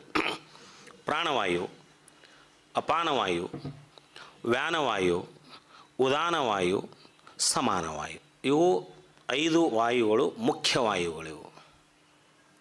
ಮುಖ್ಯವಾಯುಗಳು. ಇದಕ್ಕೆ ನಾವು ಪ್ರಾಣಾದಿ ಪಂಚಕ ವಾಯುಗಳಂತ ಕರಿತೀವಿ. ನಾವು ಪ್ರಾಣಾದಿ ಪಂಚಕ ವಾಯುಗಳು ಅಂದ್ರೆ ಶರೀರದಲ್ಲಿ ಆತ್ಮನೊಡನೆ ಅದರ ಜೊತೆಗೆ 5 ಹೋಗಿಬಿಡ್ತಾವೆ. ಇದಕ್ಕೆ 5 ಉಪ ಮುಖ್ಯ ವಾಯುಗಳಂತ ಬರ್ತಾವೆ. ಅದಕ್ಕೆ ನಾಗಪಂಚಕಗಳು ಅಂತ ಕರಿತೇವೆ. ನಾಗವಾಯು, ಕೂರ್ಮವಾಯು, ಕ್ರಕರವಾಯು, ದೇವದತ್ತ ವಾಯು, ಧನಂಜಯ ವಾಯು, 5 ವಾಯು. ಇವು ಶರೀರದಲ್ಲಿ ಆತ್ಮ ಚೈತನ್ಯ ಹೋದ ತಕ್ಷಣನೇ ಮೇಲಿನ 5 ವಾಯುಗಳು ಏನು ಹೋಗ್ತಾವಲ್ಲ, ಅವು ಹೋದ್ರ ಜೊತೆ ಇವು ಹೋಗೋದಿಲ್ಲ. ಶರೀರದಲ್ಲಿ ಆತ್ಮನ ಜೊತೆಗೆ 5 ವಾಯುಗಳು ಹೋಗದೆ ಆತ್ಮ ಈ ಶರೀರದಿಂದ ಗಮಿಸಿದ ನಂತರ 1 ಗಳಿಗೆಯ ನಂತರ, 1 ಗಳಿಗೆ ಅಂದರೆ 24 ನಿಮಿಷ, 1 ಗಳಿಗೆಯ ನಂತರ ನಾಗವಾಯು ಹೋಗ್ತದೆ. 2 ಗಳಿಗೆಯ ನಂತರ ಅಂದರೆ 48 ನಿಮಿಷ ಆದಮೇಲೆ ಕೂರ್ಮವಾಯು ಹೋಗುತ್ತೆ ಶರೀರದಿಂದ. ಡಾಕ್ಟರ್ ಬಂದು ಶರೀರದಲ್ಲಿ ಹೋಯಿತು ಅಂತ ಹೇಳಿದ ಮೇಲಿನ ಪ್ರಾಣ ಹೋಯಿತು ಅಂತೆಲ್ಲ ಕ್ರಿಯಾದಿಗಳು ನಿಂತ ಮೇಲೆ ಈ 5 ವಾಯುಗಳು ಶರೀರದಿಂದ ಹೋಗ್ತವೆ. 3ನೇ ಗಳಿಗೆಯ ನಂತರ ಮತ್ತೆ ಅದಕ್ಕೆ 24 ನಿಮಿಷ ಕೂಡಿಸಿದ ಮೇಲೆ ಕ್ರಕರ ವಾಯು ಹೋಗ್ತದೆ, ನಿರ್ಗಮಿಸ್ತದೆ. 4ನೇ ಗಳಿಗೆಯ ನಂತರ ಮತ್ತೆ ಅದಕ್ಕೆ 24 ನಿಮಿಷ ಕೂಡಿಸಿದ ಮೇಲೆ ಅಂದರೆ 1 ತಾಸು, ನಿಯರ್ಲಿ 1 ಅವರ್, ದೇವದತ್ತ ವಾಯು ಶರೀರದಿಂದ ನಿರ್ಗಮಿಸ್ತದೆ. ಇನ್ನು ಧನಂಜಯ ವಾಯು ಯಾವಾಗ ಹೋಗ್ತದೆ? ಇಷ್ಟೆಲ್ಲ ಹೋದ ಮೇಲೂ ಧನಂಜಯ ವಾಯು ಯಾವಾಗ ಹೋಗ್ತದೆ ಅಂದರೆ ಶರೀರವನ್ನು ಭೂಮಿಯಲ್ಲಿ ದಫನ್ ಮಾಡಿದ ಮೇಲೆ, ದಫನ್ ಮಾಡಿದ ತಕ್ಷಣ ಹೋಗೋದಿಲ್ಲ. ಶರೀರದ ಅಂಗಗಳನ್ನು ಉಬ್ಬಿಸಿ ಬಾಯಿಸಿ, ಹೌದಾ, ಎಲ್ಲ ಕ್ರಿಯೆಗಳನ್ನು ಮಾಡಿ ಆದಮೇಲೆ ಧನಂಜಯ ವಾಯು ಈ ಶರೀರದಿಂದ ಹೋಗ್ತದೆ ಅಂತ. ಇದನ್ನು ಚನ್ನಬಸವಣ್ಣವ್ರು ಭಾಳ ಸ್ಪಷ್ಟವಾಗಿ ಕರ್ಣಸಿಗೆಯಲ್ಲಿ ಬರೆದಿದ್ದಾರೆ. ಶರೀರನ ಅಗ್ನಿಸ್ಪರ್ಶಕ್ಕೆ ಕೊಟ್ಟಿದ್ರೆ ಅಕಸ್ಮಾತು, ಆವಾಗ ಶಿರ ಪೂರ್ತಿ ಇದಾದ ಮೇಲೆ ಬ್ರಹ್ಮರಂಧ್ರದ ಮೂಲಕ ಅದು ಏನು ಆ ಧನಂಜಯ ವಾಯು ಹೋಗ್ತದೆ. ಬ್ರಹ್ಮರಂಧ್ರ ತಲೆ ಸಿಡಿದು ಹೋದಾಗ ಬ್ರಹ್ಮರಂಧ್ರದ ಮೂಲಕ ಆ ಧನಂಜಯ ವಾಯು ನಿರ್ಗಮಿಸ್ತದೆ. ಆದರೆ ಶರೀರವನ್ನು ಮಣ್ಣಲ್ಲಿ ದಫನ್ ಮಾಡಿದಾಗ ಬಹಳ ದಿನಗಳ ಕಾಲ ಅದು ಆ ಧನಂಜಯ ವಾಯು ತನ್ನ ಕೆಲಸವನ್ನು ಮಾಡ್ತದೆ. ಇದು ಶರಣರು ವ್ಯಾಖ್ಯಾನಿಸಿದ ಪ್ರಾಣ ಅಥವಾ ಪ್ರಾಣವಾಯು ಅಥವಾ ದಶವಾಯುಗಳಲ್ಲಿ ಬರ್ತಕ್ಕಂಥದ್ದು. ಇದನ್ನು ವಿವರವಾಗಿ ಕರ್ಣಹಾಸಿಗೆಯಲ್ಲಿ ಇದರ ಕೆಲಸ ಏನು, ಇದರ ಬಣ್ಣ ಏನು, ಇವೇನೇನು 10 ವಾಯುಗಳು 10 ವಿವಿಧ ಪ್ರಕಾರದ ಕ್ರಿಯಾಚರಣೆಗಳನ್ನು ಈ ಶರೀರದಲ್ಲಿ ಮಾಡ್ತಾವೆ. ಈಚೆ ಕಡೆ ಚಿಕ್ಕ ಮಲಗದವ್ರು ಈಚೆಗೆ ಮಲಗಬೇಕಂದ್ರೆ ಅನ್ನಿಸ್ತದಲ್ಲ, ಮಲಗಿದ್ರೆ ಅಲ್ಲೊಂದು ವಾಯು ಕೆಲಸ ಮಾಡ್ತೈತಿ. ಕಾಲು ಮಾಡಿಸ್ಬೇಕಂದ್ರೆ ಒಂದು ವಾಯು ಕೆಲಸ ಮಾಡ್ತೈತಿ. ಎದ್ದು ನಿಲ್ಬೇಕಂದ್ರೆ ಒಂದು ವಾಯು ಕೆಲಸ ಅಂದರೆ ಅದರದೇ ಆದಂಥ ಕಾರ್ಯಗಳು ಈ ದಶವಾಯುಗಳು ಮಾಡ್ತಿರ್ತವೆ ಅಂತಕ್ಕಂಥದ್ದು. ಈ ರೀತಿಯಾಗಿ ದಶವಾಯುಗಳನ್ನು ದಶವಾಯು ಅಥವಾ ದಶಪ್ರಾಣವನ್ನು ನಿಲ್ಲಿಸಿ ಅದನ್ನು ಲಿಂಗದಲ್ಲಿರಿಸಿ, ಲಿಂಗವೇ ಪ್ರಾಣ, ಪ್ರಾಣವೇ ಲಿಂಗವಾಗಿ ಆತ ಪರಿವರ್ತನೆಗೊಂಡು ಪ್ರಾಣಲಿಂಗಿ ಅನ್ನಿಸ್ತಾನೆ ಅಂತಕ್ಕಂಥ. ಇಲ್ಲಿ ಯೋಗದ ತೀವ್ರತೆ ಹೆಚ್ಚಾಗಿ ಪ್ರಾಣಚೇತನವು, ಈ ಪ್ರಾಣ ಅಷ್ಟಾಗಿತ್ತಲ್ಲ, ಇದು ಪ್ರಾಣ ಯೋಗದ ತೀವ್ರತೆ ಹೆಚ್ಚಾದಾಗ, ಶಿವಯೋಗದ ತೀವ್ರತೆ ಹೆಚ್ಚಾದಾಗ ಪ್ರಾಣಚೇತನ ಹೋಗಿ ಅದೇನು ಲಿಂಗಚೇತನವಾಗ್ತದೆ. ಪ್ರಾಣವೂ ಲಿಂಗಚೇತನವಾಗಿ ಪರಿವರ್ತನೆಗೊಳ್ತದೆ. ಬರೇ ದೇಹ ಅಷ್ಟೇ ಲಿಂಗ ಆಗೋದಿಲ್ಲ, ದೇಹದಲ್ಲಿರ್ತಕ್ಕಂಥ ಪ್ರಾಣವಾಯು ಕೂಡ ಲಿಂಗಚೇತನವಾಗಿ ಅದು ಏನಾಗತ್ತೆ, ಪರಿವರ್ತನೆಗೊಳ್ಳಬೇಕು. ನಮ್ಮ ಉಸಿರು ನೀನಾಗಬೇಕಂತಂತಿರ್ತಾರೆ ಗೊತ್ತನು, ನನ್ನ ಉಸಿರ ನೀನು ಅಂತಿರ್ತಾರಲ್ಲ. ಪ್ರಾಣಲಿಂಗಿ ಸ್ಥಳದಲ್ಲಿರ್ತಕ್ಕಂತಹ ಸಾಧಕ ತನ್ನ ಉಸಿರನ್ನು ಲಿಂಗವನ್ನಾಗಿ ಪರಿವರ್ತನೆ ಮಾಡಿಕೊಂಡಿರ್ತಾನೆ. ತನ್ನ ಲಿಂಗದಲ್ಲಿಯೇ ತನ್ನ ಪ್ರಾಣವನ್ನಿರಿಸಿ ತನ್ನ ಪ್ರಾಣದಲ್ಲಿಯೇ ಲಿಂಗವಿರಿಸಿಕೊಂಡು ಲಿಂಗ ಪ್ರಾಣ ಭಿನ್ನವಿಲ್ಲದೆ ಏಕಚಿತ್ತದಿಂದ ಧ್ಯಾನಿಸುತ್ತಾ ಆತನ ಪ್ರಾಣವೇ ಲಿಂಗವಾಗುತ್ತದೆ. ಲಿಂಗವನ್ನು ಧರಿಸುವಾಗ ಲಿಂಗವನ್ನು ಏನು ನಾವು ಶಿವದಾರ ಪೋಣಿಸುವಾಗ ನಮ್ಮ ತಾಯಿಗಳು ನಮ್ಮ ಕೈಯಾಗ ಅವ್ರ ಕಡೆ ಕೊಟ್ಟಾಗ ನಾವು ಆ ತಾಯಿಗಳನ್ನು ಸೆರಗಿ ಹಿಡ್ಕೊತಿದ್ವಿ ನಾವು, ಸೂತ್ರ ತಪ್ಪಬಾರ್ದಂತ. ಹಾಂ, ಅವ್ರ ತೊಡಿ ಮೇಲೆ ಕೈ ಇಡ್ತಿದ್ವಿ. ಲಿಂಗ ಅವ್ರ ಕಡೆ ಇರ್ತಿತ್ತು. ಲಿಂಗಕ್ಕೆ ಪೋಣಿಸುವ ಹೊತ್ನ್ಯಾಗ ನಾವು ಅವ್ರನ್ನ ಬಿಟ್ಟಿರ್ತಿದ್ದಿಲ್ಲ, ಹಿಡ್ಕೋ ಅಂತಿದ್ರು ನಮ್ಮ. ಇದು ಸಿದ್ಧಾಂತ. ಇದು ಪ್ರಾಣಲಿಂಗದ ಸ್ಥಿತಿ. ಅದು ನಾವು ಪ್ರಾಣಲಿಂಗ ಸ್ಥಿತಿಗೆ ಹೋಗಿರಲಿಲ್ಲ ಖರೆ, ಆವಾಗ ಈಗೂ ಹೋಗಿಲ್ಲ ಖರೆ. ಅದ್ರ ಸಿದ್ಧಾಂತ ಅದು ರೂಢಿ ಆಗ್ಬೇಕಲ್ಲ. ಅದು ಲಿಂಗವನ್ನು ಬಿಟ್ಟು ಒಂದು ಕ್ಷಣನೂ ಇರಬಾರ್ದಂತಕ್ಕಂಥ ಸಿದ್ಧಾಂತ ಏನೈತಲ್ಲ, ಯಾಕೆ ಪ್ರಾಣವೇ ಲಿಂಗವಾಗಿರುತ್ತೆ, ಲಿಂಗವೇ ಪ್ರಾಣ ಆಗಿರ್ತದೆ. ಲಿಂಗ ಬೇರೆಯವರು ಹೋಗ್ತಂದ್ರೆ ಪ್ರಾಣವಾದ್ರ ಜೋಡಿ ಹೋಗಿರ್ತೈತೆ ಅನ್ನುವಂಥ ಕಲ್ಪನೆ ಅದು ಅಂತ. ಅದಕ್ಕೆ ಆಗ ಆ ಶರೀರವು ಮಾಂಸಪಿಂಡವನ್ನು ಕಳೆದುಕೊಂಡು ಮಂತ್ರಪಿಂಡವಾಗುತ್ತದೆ. ಪ್ರಾಣ ಯಾವಾಗ ಲಿಂಗ ಆಯಿತು ಆವಾಗ ಅದು ಪ್ರತಿ ಉಸಿರಾಟವು ಮಂತ್ರವಾಗ್ತದೆ. ಶರಣ ನಿದ್ರೆಗೈದೊಡೆ ಜಪ ಕಾಣಿರೋ ಅಂತಕ್ಕಂಥ ಸ್ಥಿತಿ ಯಾವಾಗ ಬರುತ್ತೆ ಅಂದ್ರೆ ಪ್ರಾಣಲಿಂಗ ಸ್ಥಿತಿಯಲ್ಲಿದ್ದಾಗ ಬರುತ್ತೆ. ಎದ್ದು ಕುಳಿತರೆ ಶಿವರಾತ್ರಿ ಕಾಣಿ. ಶಿವರಾತ್ರಿ ಬೇರೆ ಇಲ್ಲ ಶರಣರಿಗೆ. ಜಪ ಅಂದ್ರೆ ಬರೀ ಜಪಮಣಿ ಹಿಡ್ಕೊಂಡು ಕುಂತ್ರ ಜಪ ಆಗೋದಿಲ್ಲ ಶರಣರಿಗೆ. ನಿದ್ರೆಯೊಳಗೂ ಅವರು ಜಪ ಇರ್ತಂದ್ರೆ ಅವರ ಪ್ರಾಣವೇ ಲಿಂಗವಾಗಿದ್ದಾಗ, ಪ್ರಾಣಲಿಂಗದಲ್ಲಿನೇ ಅವರು ಆ ಸ್ಥಿತಿಯಲ್ಲಿ ಮುಟ್ಟಿದಾಗ ನಿದ್ರೆ ಮಾಡಿದರೂ ಅವರು ಆ ಮಹಾಮಂತ್ರದ ಉಚ್ಚಾರಣೆ ಮಾಡ್ಕೊತಾನೆ ಅವರು ಉಸಿರೇ ಮಹಾಮಂತ್ರವಾಗಿ ಏನಾಗತ್ತಾ ಪರಿವರ್ತನೆಗೊಂಡಿರುತ್ತೆ ಅಂತ. ಈ ಹಂತಕದಲ್ಲಿರ್ತಕ್ಕಂಥ ಸಾಧಕ ಕಾಲವನ್ನು ಗೆಲ್ಲುತ್ತಾನೆ. ಕಾಲ ಅಂದ್ರೇನು? ಮರಣವನ್ನು ಗೆಲ್ಲುತ್ತಾನೆ. ಯಾಕೆ ಹಿಂದಿನ ಶರಣರು ಮರಣಕ್ಕೆ ಅಂಜಿಲ್ಲ ಅಂದ್ರೆ, ಮರಣವೇ ಮಹಾನವಮೆ ಅಂದ್ರೆ ಮರಣ ಅಂತಕ್ಕಂಥದ್ದು ಅವರ ಇಚ್ಛೆಗೆ ಅನುಗುಣವಾಗಿ ಬರ್ತಿತ್ತು. ಮರಣ ಅನ್ನೋದು ಅವ್ರ ಇಚ್ಛೆಗೆ ಅನುಗುಣವಾಗಿ ಬರ್ತಿತ್ತು ಅವರಿಗೆ. ಅದಕ್ಕೆ ಅವರಿಗೆ ಮರಣದ ಭಯ ಇದ್ದಿದ್ದಿಲ್ಲ. ಮರಣದ ಭಯ ಅವ್ರಿಗಿದ್ದಿದ್ದಿಲ್ಲ. ಯಾಕಂದ್ರೆ ಮರಣವನ್ನು ಗೆದ್ದಿದ್ರು ಅವರು. ಮರಣವೇ ಮಹಾನವಮಿ ಅನ್ನೋ ಸ್ಥಿತಿ ಬರ್ಬೇಕಂದ್ರೆ ಕಾಲವನ್ನು ಗೆದ್ದಂಥ ಪ್ರಾಣಲಿಂಗಿ ಸ್ಥಳ ಇರ್ತಕ್ಕಂಥ ಶರಣರು ಅವರಿಗೆ ಪ್ರಾಣದ ಭಯ ಇರಲಿಲ್ಲ ಅವರಿಗೆ. ಯಾಕಂದ್ರೆ ಇವ್ರನ್ನ ಬಿಟ್ಟು ಪ್ರಾಣ ಹೋಗುತ್ತಿದ್ದಿಲ್ಲ. ಅದು ಪ್ರಾಣ ಇವರ ನಿಯಂತ್ರಣದಲ್ಲಿತ್ತು. ಪ್ರಾಣ ಇವರ ನಿಯಂತ್ರಣದಲ್ಲಿ ಇದ್ದಿದ್ದರಿಂದ ಪ್ರಾಣ ಹೋಗುವ ಭಯ ಇರಲಿಲ್ಲ ಅವರಿಗೆ. ಅದಕ್ಕೆ ಅವರು ಇಚ್ಛಾಮರಣಿಗಳು ಅಂತ. ಅದಕ್ಕೆ ಮುಂದಿನ ಶಿವಯೋಗಿಗಳೆಲ್ಲ ಅವರು ಶರೀರವನ್ನು ಬಿಡುವಂಥ ದಿನ ಸಮಯವನ್ನು ನಿಗದಿ ಮಾಡಿ ಹೇಳ್ತಿದ್ರು ನಮಗೆ. ಇಂಥ ದಿವಸರಿಪ್ಪ ಅಂತ ಹೇಳ್ತಿದ್ರು ಭಕ್ತರಿಗೆ. ಅವರು ಹೇಳಾರಲ್ಲ, ನಮ್ಮ ಕಣ್ಣಿದ್ರೆ ಚರಿತ್ರೆಗಳದಾವೆ, ಶಿವಯೋಗಿಗಳ ಚರಿತ್ರೆ ಅದಾವೆ. ಸುಮ್ಮ ಹುಡುಗಾಟ ಅಲ್ಲಿದು. ಎಲ್ಲರೂ ಹೇಳ್ಯಾರ. ಯಡಿಯೂರು ಸಿದ್ಧಲಿಂಗೇಶ್ವರಿಂದ ಹಿಡಿದು ಎಲ್ಲ ಮಹಾತ್ಮರು, ಎಲ್ಲ ಶಿವಯೋಗಿ ಪುಂಗವರು ಅಂತ ಏನು ಕರಿತೇವೆ, ಅವರೆಲ್ಲರೂ ಹೇಳೇ ಬಿಟ್ಟಾರ. ಅವರು ಎಲ್ಲರೂ ಹೇಳ್ಯಾರ. ಯಾಕಂದ್ರೆ ಪ್ರಾಣಲಿಂಗಿ ಸ್ಥಿತಿಯಲ್ಲಿರ್ತಕ್ಕ ಪ್ರಾಣದ ಭಯ, ಪ್ರಾಣನೇ ಅವರ ನಿಯಂತ್ರಣದಲ್ಲಿತ್ತು ಅಂತಕ್ಕಂಥ. ನಮ್ಮ ಹೊಸಳ್ಳಿ ಬೋಧೀಶ್ವರ ಸ್ವಾಮಿಗಳು 700 ವರ್ಷ ಬದುಕಿದ್ರಂತಕ್ಕಂಥ ಚರಿತ್ರೆ ಐತಿ. 100 ವರ್ಷಕ್ಕೊಮ್ಮೆ ಶರೀರದ ಬದಲಿ ಅಂಗಿ ಬದಲಿ ಮಾಡ್ದಂಗೆ ಅಂಗಿ ಶರೀರದ ಬದಲಿ ಮಾಡ್ಕೊಂಡ್ರಂತಕ್ಕಂಥ ಇತಿಹಾಸ ನಮ್ಮ ಮಧ್ಯದಲ್ಲಿ ಐತಿ, ಭಾಳ ದೂರ ಇಲ್ಲ.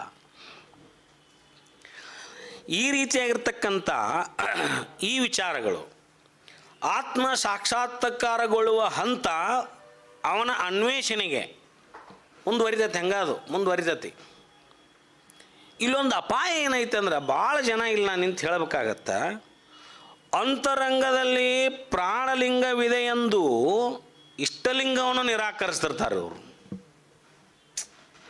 ಇದು ಒಂದು ಸ್ವಲ್ಪ ಇಲ್ಲೇ ಒಂದು ಡೇಂಜರ್ ಝೋನ್ ಐತಿ. ಇಲ್ಲಿ ಆತಲ್ರಿ ಸಮಾಧಿ ಸ್ಥಿತಿಗೆ ಮುಟ್ಟಿದ ಮೇಲೆ ಬಾಹ್ಯ ಕ್ರಿಯೆಗೆ ಬಂದಾಗ ನೀವು ಇಷ್ಟಲಿಂಗ ಎದಕ್ಕೆ ಬೇಕು ನಮಗೆ ಅಂಗದ ಮೇಲೆ ಅಂತ ಕೇಳೋ ಜನ ಭಾಳ ಭಾಳ ಅದಾರ ಅವರು. ಅದರ ಅರ್ಥ ಸಮಾಧಿ ಸ್ಥಿತಿಯಲ್ಲಿದ್ದಾಗ ಪ್ರಾಣಲಿಂಗ ಸ್ಥಿತಿಯಲ್ಲಿ ಇರ್ತಾರೆ. ಸಮಾಧಿ ಸ್ಥಿತಿಯಿಂದ ಹೊರಗೆ ಬಂದಾಗ ಎಚ್ಚರಗೊಳ್ತೇವೆ ನಾವು.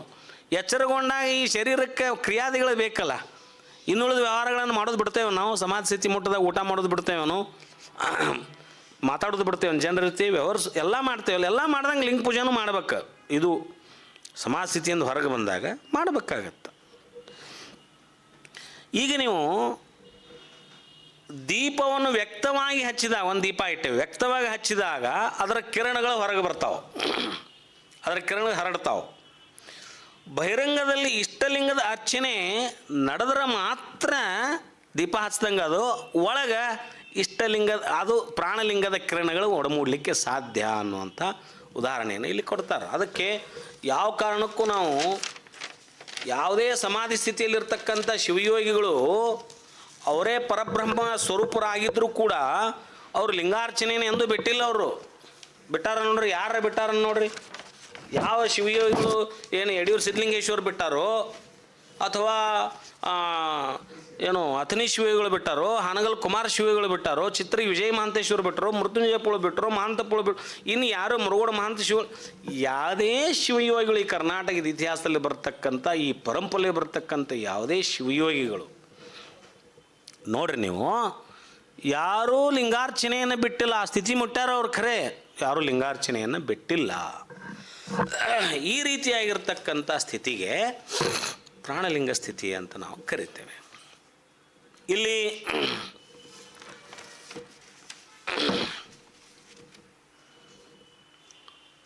ಈ ರೀತಿಯಾಗಿರ್ತಕ್ಕಂತಹ ಸ್ಥಿತಿಯನ್ನು ಮುಟ್ಟಿದಂತಹ ಅಲ್ಲಮ ಪ್ರಭುದೇವರು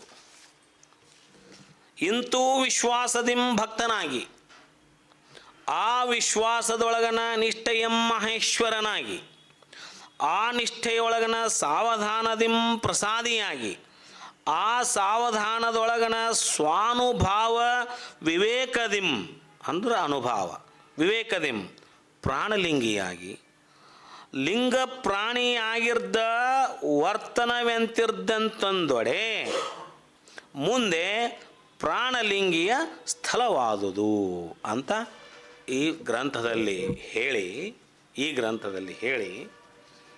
ಇಲ್ಲಿ ಅವರು ಈ ಗ್ರಂಥದಲ್ಲಿ ಮೊದಲೇ ವಚನ ಏನು ಅಂದರೆ, ಉದಕ ಮೂರುತಿಯಾಗಿ ಉದಯವಾಯಿತು ಪಿಂಡಿಗೆಯಲ್ಲಿ. ಪಿಂಡಿಗೆ ಅಂದರೆ ದೇಹ. ಉದಕ ಮೂರುತಿಯಾಗಿ ಉದಯವಾಯಿತು ಪಿಂಡಿಗೆಯಲ್ಲಿ, ಮೂಲಸ್ಥಾನ ಸ್ಥಾಪ್ಯವಾಯಿತು ಸ್ವದೇಹ ಶಿವಪುರದಲ್ಲಿ. ಈ ದೇಹ ಅನ್ನೋದು ಶಿವಪುರ. ವಾಯು ಪೂಜಾರಿಯಾಗಿ, ಪ್ರಾಣವಾಯು ವಾಯು ಪೂಜಾರಿಯಾಗಿ ಪರಿಮಳದಿಂದೆಡೆಯ ಕಟ್ಟಿ ಪೂಜಿಸುತ್ತಿದ್ದಿತು ನವದ್ವಾರ ಶಿವಾಲಯದ ಆದಿ ಮಧ್ಯಸ್ಥಾನದಲ್ಲಿ. ಈ ಶರೀರ ನವದ್ವಾರ ಶಿವಾಲಯ. ಗುಹೇಶ್ವರನೆಂಬ ಲಿಂಗ ಅಲ್ಲಿಯೇ ನಿಂದಿತ್ತು.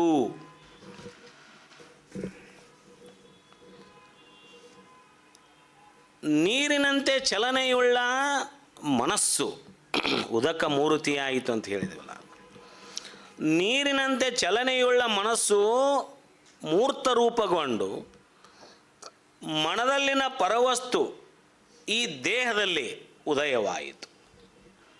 ಅಲ್ಲಿವರೆಗೆ ಹೆಂಗಿತ್ತು? ಪಿಂಡಸ್ಥಳದಲ್ಲಿ ಇದ್ದೂ ಇಲ್ಲದ ರೀತಿಯಲ್ಲಿತ್ತಲ್ಲ. ಆತ್ಮಪ್ರಜ್ಞೆ ಇಲ್ಲದೇ ಈ ದೇಹದಲ್ಲಿ ಆತ್ಮ ಮಾಡೋಕ್ಕಾಗಿತ್ತು. ಪ್ರಾಣಲಿಂಗಿ ಸ್ಥಿತಿಯಲ್ಲಿ ಅದು ಒಡಮೂಡ್ತದೆ, ನಾನು ಅದೇನಿಲ್ಲ ಅಂತಕ್ಕಂಥ ಅರಿವು ಬರ್ತದೆ. ಪರವಸ್ತುವನ್ನು ಒಳಕೊಂಡ ಮನಸ್ಸು ಮೂರ್ತಿಯಾಗಿ ದೇಹ ಪಿಂಡದಲ್ಲಿ ಉದಯವಾಯಿತು. ಅದು ಜೀವಾತ್ಮ ಎನಿಸಿತು.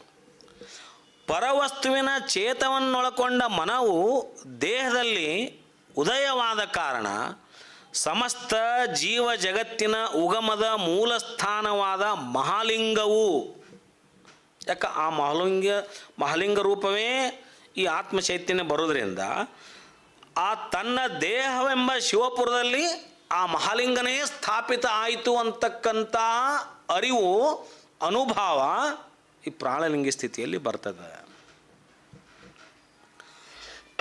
ಪ್ರಾಣವಾಯುವೇ ಪೂಜಾರಿಯಾಗಿ ನಿಶ್ಚಲ ಮನಸ್ಸು, ನಿಶ್ಚಲವಾಗಿ ಪ್ರಾಣಲಿಂಗ ಪೂಜೆಗೆ ನಿಲ್ತದದು.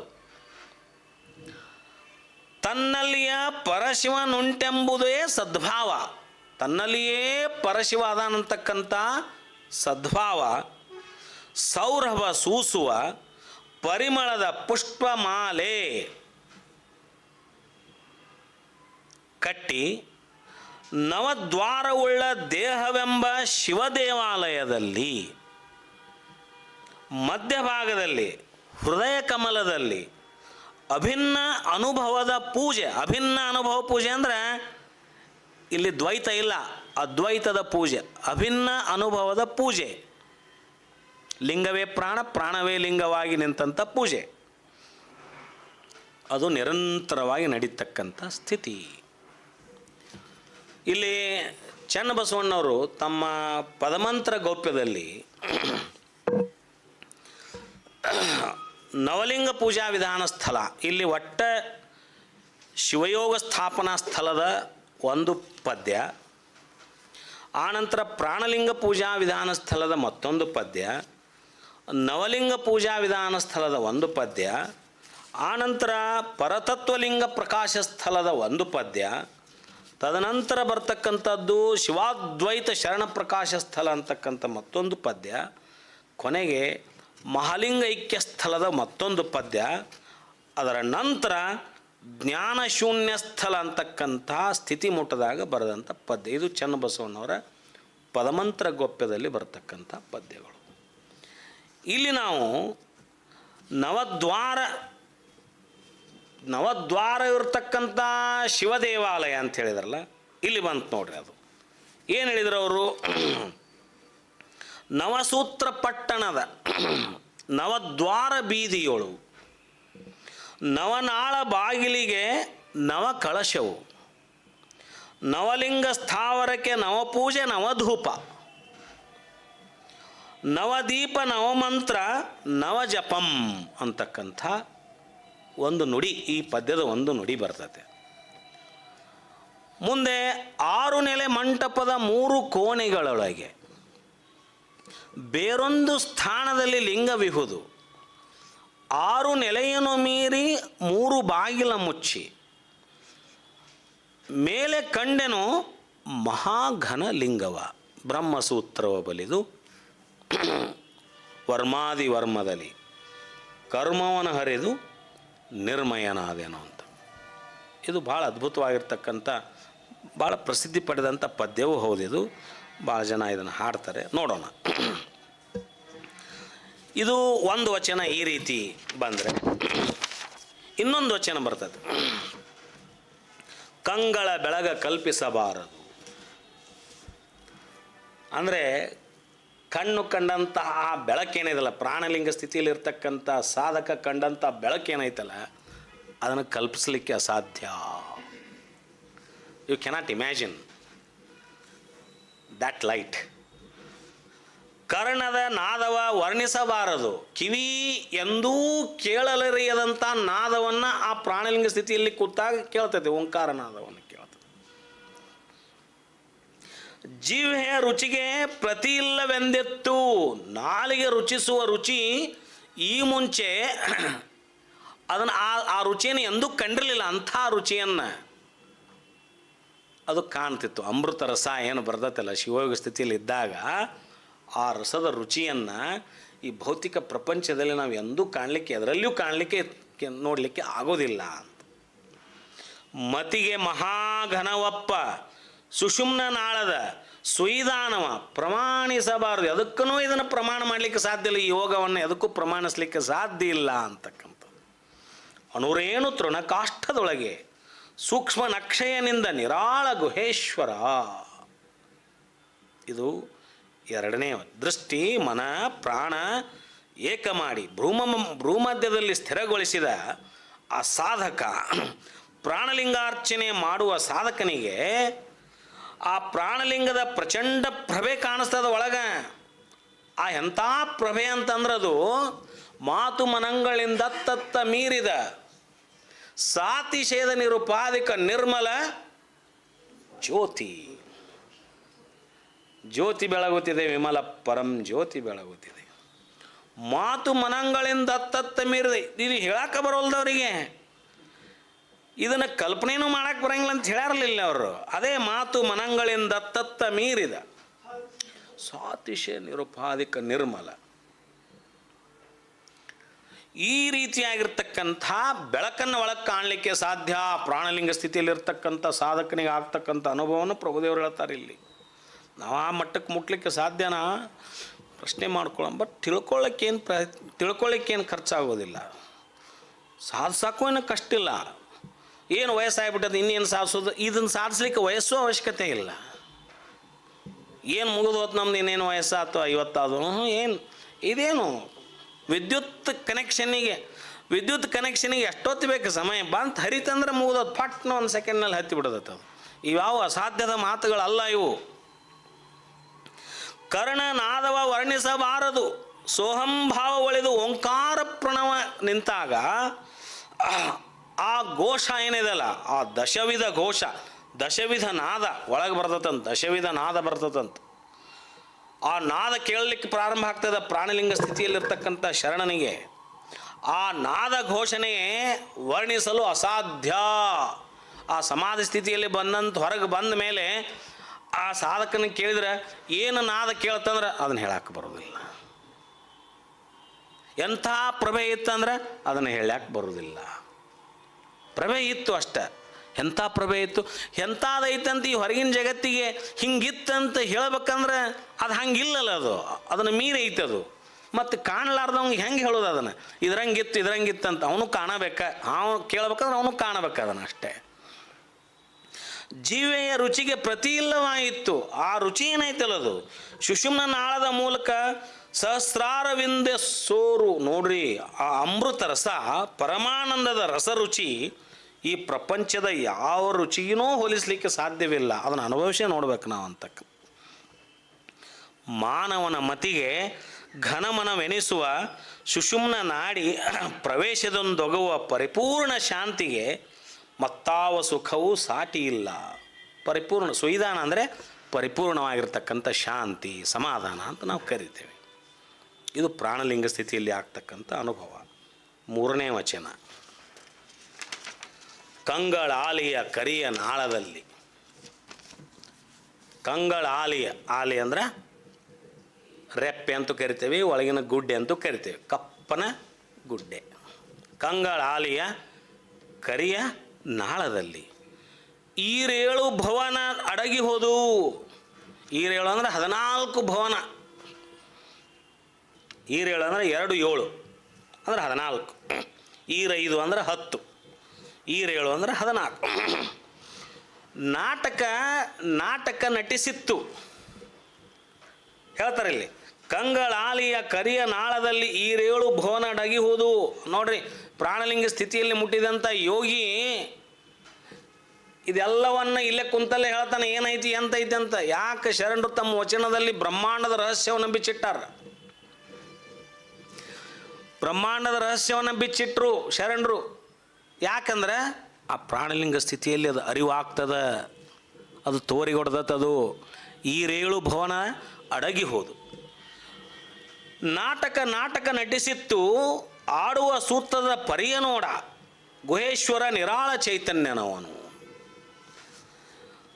ಸಮಸ್ತ ವಿಶ್ವದ ಲೀಲಾ ವಿನೋದದ ನಾಟಕ ಏನು ನಡೆದತ್ತಲ್ಲ, ಈ ನಾಟಕದ ದೃಶ್ಯವನ್ನು ಪ್ರಾಣಲಿಂಗಿ ತನ್ನ ಶಿವಯೋಗದ ದೃಷ್ಟಿಯಲ್ಲಿ ಕಾಣ್ತಿರ್ತಾನ. ನಾವು ಪ್ರಾಣಲಿಂಗ ಸ್ಥಿತಿಯಲ್ಲಿ ಇರ್ತಕ್ಕಂಥ ಯಾವುದೇ ಶಿವಯೋಗಿಗಳ ಹತ್ರ ಹೋಗಿರಿ, ಅವ್ರು ಮುಂದಾಗೋದೆಲ್ಲ ಹೇಳ್ತಿದ್ದರಿ, ಮುಂದಾಗೋದು ಹೇಳಂಗಿಲ್ಲ, ಅವರು ಕಾಣ್ತಿರ್ತದೆ ಅವ್ರಿಗೆ. ಅದು ಗರಗದ ಮಡವಾಳ ಅಜ್ಜಾರು ಸಿದ್ಧಾರೂಢರು ಅವ್ರ ಹತ್ರ ಭೇಟಿಗೆ ಬರೋ ಸಂದರ್ಭದೊಳಗೆ ತಾರೋ ಒಂದು ಲುಂಗಿತ ಒಂದು ಕಪ್ಪಣಿತ ಹಾಕ್ಕೋಬೇಕಾಯ್ತು. ಒಬ್ಬ ಮನುಷ್ಯ ಬರಾಕತ್ತಾನಂತ. ಸಿದ್ಧಾರೂಢರು ಬರಾಕ ಮನುಷ್ಯ ಬರಾಕ್ತ ಅಂದ್ರೆ ಉಳಿದವರೆಲ್ಲ ಹೆಂಗೆ ಕಾಣ್ತಿದ್ದೀವಿ ನಾವು ಅವ್ರ ಕಣ್ಣಿಗೆ. ಈಗ ನಾವು ದನ ಕರು ಪ್ರಾಣಿ ಇದ್ದಾಗ ನಮ್ಮ ಅರಿವೆ ಉಡಿಗೆ ತೊಡಿಗೆ ಬಗ್ಗೆ ವಿಚಾರ ಮಾಡ್ತೇವೇನ್ರಿ, ಅವೇನು ಬಿಡ ಅಂತ ಮನುಷ್ಯರು ಕಂಡಾಗ ಅಷ್ಟ ನಾವು ಸರಿ ಐತಿಲ್ಪ ಎಲ್ಲ ಅಂತ ನೋಡ್ರಿ.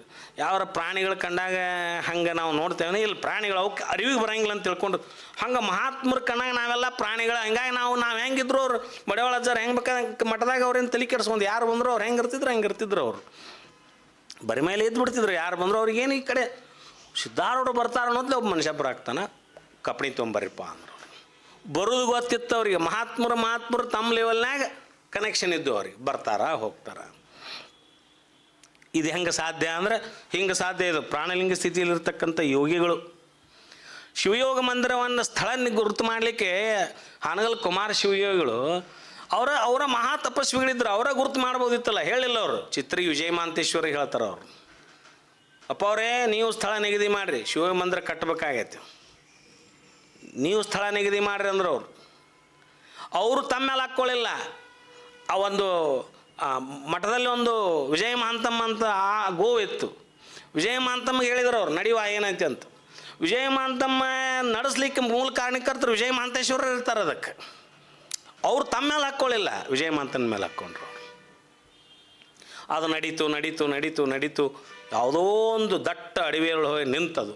ಯಾರೂ ಊಹೆ ಮಾಡಲಿಕ್ಕೆ ಸಾಧ್ಯ ಇಲ್ಲ, ಇಂಥಲ್ಲಿ ಏನರ ಒಂದು ಜನ ವಾಸ ಮಾಡ್ಬೋದಾ, ಇಲ್ಲೊಂದು ಕಟ್ಟಡ ಕಟ್ಬೋದಾ ಅಂತ ಯಾರೂ ಊಹೆ ಮಾಡ್ಲಿಕ್ಕೆ ಇರ್ತಕ್ಕಂಥ ದಟ್ಟ ಅರಣ್ಯದೊಳಗೆ ಹಾವು ಚೋಳು ಕರಡಿ ಎಲ್ಲ ಇದ್ದ ಸ್ಥಳದ ಹೋಗಿ ನಿಂತು ಬಿಡುತ್ತದು. ವಿಜಯ ಮಹಾಂತೇಶ್ವರ ಏನು ಹೇಳಿದರು, ವಿಜಯ ಮಹಾಂತಮ್ಮ ಇಲ್ಲೇ ನಿಂತಾಳ್ರಿಪ್ಪ, ಇಲ್ಲೇ ಮಾಡ್ರಿ. ನೋಡಿದ ಭಕ್ತರು ಇಲ್ಲೇ ಹೆಂಗೆ ಮಾಡೋದ್ರಿ ಅಂದರು. ಕುಮಾರ ಶಿವಗಳಂದರು ಅಪೋಳ ಅಪ್ಪಣೆ ಐತಿ ಇಲ್ಲೇ ಮಾಡೋದು ಅಂದರು. ಹೆಂಗಾತದು ಕ್ಷೇತ್ರ? ಇವೆಲ್ಲ ಆ ಸ್ಥಿತಿಯಲ್ಲಿರ್ತಕ್ಕಂಥ ಶಿವಯೋಗಿಗಳು ಆ ದೃಶ್ಯವನ್ನು ಕಾಣ್ತಿರ್ತಾರೆ. ಅವರು ನಾಟಕ ನಟಿಸಿತ್ತು ಈ ವಿಶ್ವದ ಲೀಲಾ ವಿನೋದವನ್ನು, ಆ ದೃಶ್ಯವನ್ನು ಸುಮ್ಮನೆ ನೋಡ್ತಿರ್ತಾರೆ. ಅವ್ರು ಏನು ನಡೆದೈತೆ ಅಂತ ನೋಡ್ತಿರ್ತಾರೆ. ಅವರು ಆ ಸ್ಥಿತಿಯಲ್ಲಿರ್ತಕ್ಕಂಥ ಯೋಗಿ ಶಿವಯೋಗಿ ಆಡುವ ಸೂತ್ರದ ಪರವಸ್ತು ತಾನೇ ಸಕಲ ವಿಶ್ವದ ಲೀಲಾವಿಲಾಸದ ಮೂಲ ಸೂತ್ರವಾದ ರೀತಿಯನ್ನು ನೋಡಿ ಪ್ರಾಣಲಿಂಗಿಯು ಸ್ವಾನುಭಾವ ದೃಷ್ಟಿಯಿಂದ ನೋಡಿ ವಿಸ್ಮಯಗೊಳ್ಳುತ್ತಾನೆ. ಗುಹೇಶ್ವರ ನಿರಾಳ ಚೈತನ್ಯ ಪರಶಿವನೇನು ನಿರಾಳ ಎಂದು ಅರಿಯುವ ಸ್ಥಿತಿಗೆ ಬಂದಾಗ ಪ್ರಾಣಲಿಂಗ ಸ್ಥಿತಿ ಅರಿವಾಗುತ್ತೆ, ಅಥವಾ ಆ ಸ್ಥಿತಿಗೆ ಮುಟ್ತಾನೆ ಸಾಧಕ ಅಂತಕ್ಕಂಥ. ಇದು 3 ಸ್ಥಳಗಳಲ್ಲಿ ನಾವು ದ್ವೈತ ಭಾವದಲ್ಲಿದ್ದಾಗ, ಈ 4ನೇ ಸ್ಥಳಕ್ಕೆ ಬಂದಾಗ, ಪ್ರಾಣಲಿಂಗಿ ಸ್ಥಳಕ್ಕೆ ಬಂದಾಗ ಆ ದ್ವೈತ ಭಾವ ಹೋಗಿ ಎಲ್ಲ ಏಕೋದೇವ, ಈ ನಾವೆಲ್ಲ ಒಂದ ಅನ್ನುವಂಥ ಸ್ಥಿತಿ ಕಂಡಂತಹ ಮಹಾತ್ಮರನ್ನು ಸ್ವಲ್ಪ ನೆನಪು ಮಾಡ್ಕೋಬೇಕು ನಾವು. ಮಹಾತ್ಮರನ್ನು ಸ್ವಲ್ಪ ನೆನಪು ಮಾಡ್ಕೊಂಡಾಗ ಆ ಪ್ರಾಣಲಿಂಗ ಸ್ಥಿತಿ ಹೆಂಗಿತ್ತು ಅನ್ನೋದು ನಮ್ಗೆ ಗುರ್ತಾಕೈತಿ. ಅವ್ರನ್ನ ಹಂಗೆ ಈ ಕೋಡಿಕೊಪ್ಪದ ಈರಪ್ಪಜ್ಜಾರು, ಉಣಕಲ್ ಸಿದ್ದಪ್ಪಜ್ಜಾರು, ಸಿದ್ದಾರೂಢರು, ಹೌದಾ, ಕಡ್ಕೊಳ್ಳೋದು ಮಡಿವಾಳಪ್ಪನವರು, ಅಥವಾ ಈ ಸ್ಥಿತಿಯಲ್ಲಿ ನಾವು ನಾಗಲಿಂಗಪ್ಪನವರು, ಶಿಶುನಾಳ ಶರೀಫರು, ಇಂಥ ಸ್ಥಿತಿಯಲ್ಲಿರ್ತಕ್ಕಂಥ ಯೋಗಿಗಳನ್ನು ನಾವು ಹಂಗೆ ನೆನಪು ಮಾಡ್ಕೊಂಡಾಗ ಹೌದಲ್ಲ, ಅವರು ಈ ಪ್ರಪಂಚ ಇದ್ದಂಗೆ ಇದ್ದಿದ್ದೇ ಇಲ್ಲಲ್ಲ. ಅವರು ಒಂದು ಏನೋ ಅವರಲ್ಲಿ ಇತ್ತು ಅಂದ್ರೆ ಏನೋ ಅಂದ್ರೆ ಆ ದೃಶ್ಯ ಕಣ್ಣಿಗೆ ಕಾಣ್ತಿತ್ತವ್ರಿಗೆ. ಆ ದೃಶ್ಯ ಈ ಇದೇನೈತಲ್ಲ ಪರವಸ್ತುವಿನ ಲೀಲಾ ವಿಲಾಸ ಏನೈತಲ್ಲ, ಅದು ಈ ನಾಟಕ ನಡೆದತ್ತಲ್ಲ, ಮೂಲ ವಸ್ತುವಿನ ನಾಟಕ, ಈ ನಾಟಕದ ದೃಶ್ಯ ಅವ್ರಿಗೆ ಮುಂದೆ ಏನಾಕತಿ ಏನಿಲ್ಲ ಅನ್ನೋದು ಅವರಿಗೆ ಆ ಸ್ಥಿತಿ ಜೊತೆ ಅವ್ರಿಗೆ ಕನೆಕ್ಷನ್ ಬಂದ್ಬಿಟ್ಟೈತಲ್ಲ. ಅವರಿಗೆ ಆ ಸ್ಥಿತಿ ಜೊತೆ ಕನೆಕ್ಷನ್, ಮೂಲ ನಾಟಕ ಬರ್ದವನ ಜೋಡಿ ಇವ್ರಿಗೆ ಪರಿಚಯ ಆದಾಗ ಅವ ಕತೆ ಹೇಳಿಬಿಟ್ಟ ನಾವು ನಾಟಕದ್ದು. ಹಿಂಗಾಗಿ ಮುಂದೆ ಏನು ಪ್ರಸಂಗ ಆಕತ್ತೆ ಅನ್ನೋದು ಹೆಂಗೆ ಗೊತ್ತಾಗಿರ್ತೈತಲ್ಲ, ಹಂಗಿದು ಪ್ರಾಣಲಿಂಗ ಸ್ಥಿತಿ ಅಂತಂದ್ರೆ ಇವರೆಲ್ಲವನ್ನೂ ಬಲ್ಲವರಾಗಿದ್ದರು ಅಂತಕ್ಕಂಥ ಮಾತು. ಈ ರೀತಿಯಾಗಿರ್ತಕ್ಕಂಥ ಸ್ಥಿತಿಯನ್ನು ಪ್ರಭುದೇವರು ಈ ಒಂದು ಗ್ರಂಥದಲ್ಲಿ ಈ 3 ವಚನಗಳ ಮೂಲಕ ನಮಗೆ ತಿಳಿಸಿಕೊಟ್ರು. ಮರ್ತ್ಯ ಲೋಕದ ಮಾನವರು, ಇವನು ಜಸ್ಟ್ ಅದಕ್ಕೆ ಸಂಬಂಧಪಟ್ಟಂಥ ಕೆಲವು ವಚನಗಳು ನಿಮಗೆ ಹೇಳಿ, ಭಾಳಷ್ಟು ವಚನಗಳದಾವು. ಮರ್ತ್ಯ ಲೋಕದ ಮಾನವರು ದೇಗುಲದೊಳಗೊಂದು ದೇವರ ಮಾಡಿದಡೆ. ಇಲ್ಲಿಗೆ ಬಂದ್ವಿ ನಾವು. ಮತ್ತು ಇದನ್ನು ಹೇಳಬೇಕಾಗಿರ್ತದೆ ನಾನು. ಅದು ಎಷ್ಟು ತಿಳಿತೋ ಏನೋ ಗೊತ್ತಿಲ್ಲ. ಈಗ ಇವನು ಹೇಳಿದಾಗ ನಮಗೇನು ಅನ್ನೋದು ಗೊತ್ತಾಕತ್ತೆ. ಮರ್ತ್ಯ ಲೋಕದ ಮಾನವರು ದೇಗುಲದೊಳಗೊಂದು ದೇವರ ಮಾಡಿದಡೆ. ಹೊರಗೊಂದೇ ಇದ ದೇವಾಲಯ, ಇದ ಶಿವಪುರ, ಇದ ಶಿವಲೋಕ, ಇದು ಶಿವ ದೇವಾಲಯ ಅಂತ ಪ್ರಾಣಲಿಂಗ ಸ್ಥಳದಲ್ಲಿ ಹೇಳಿದ ಮ್ಯಾಲೂ, ಈ ತತ್ವ ತಿಳ್ಕೊಂಡ ಮ್ಯಾಲೂ ಮತ್ತು ಹೊರಗೊಂದು ಗುಡಿ ಕಟ್ಟಿ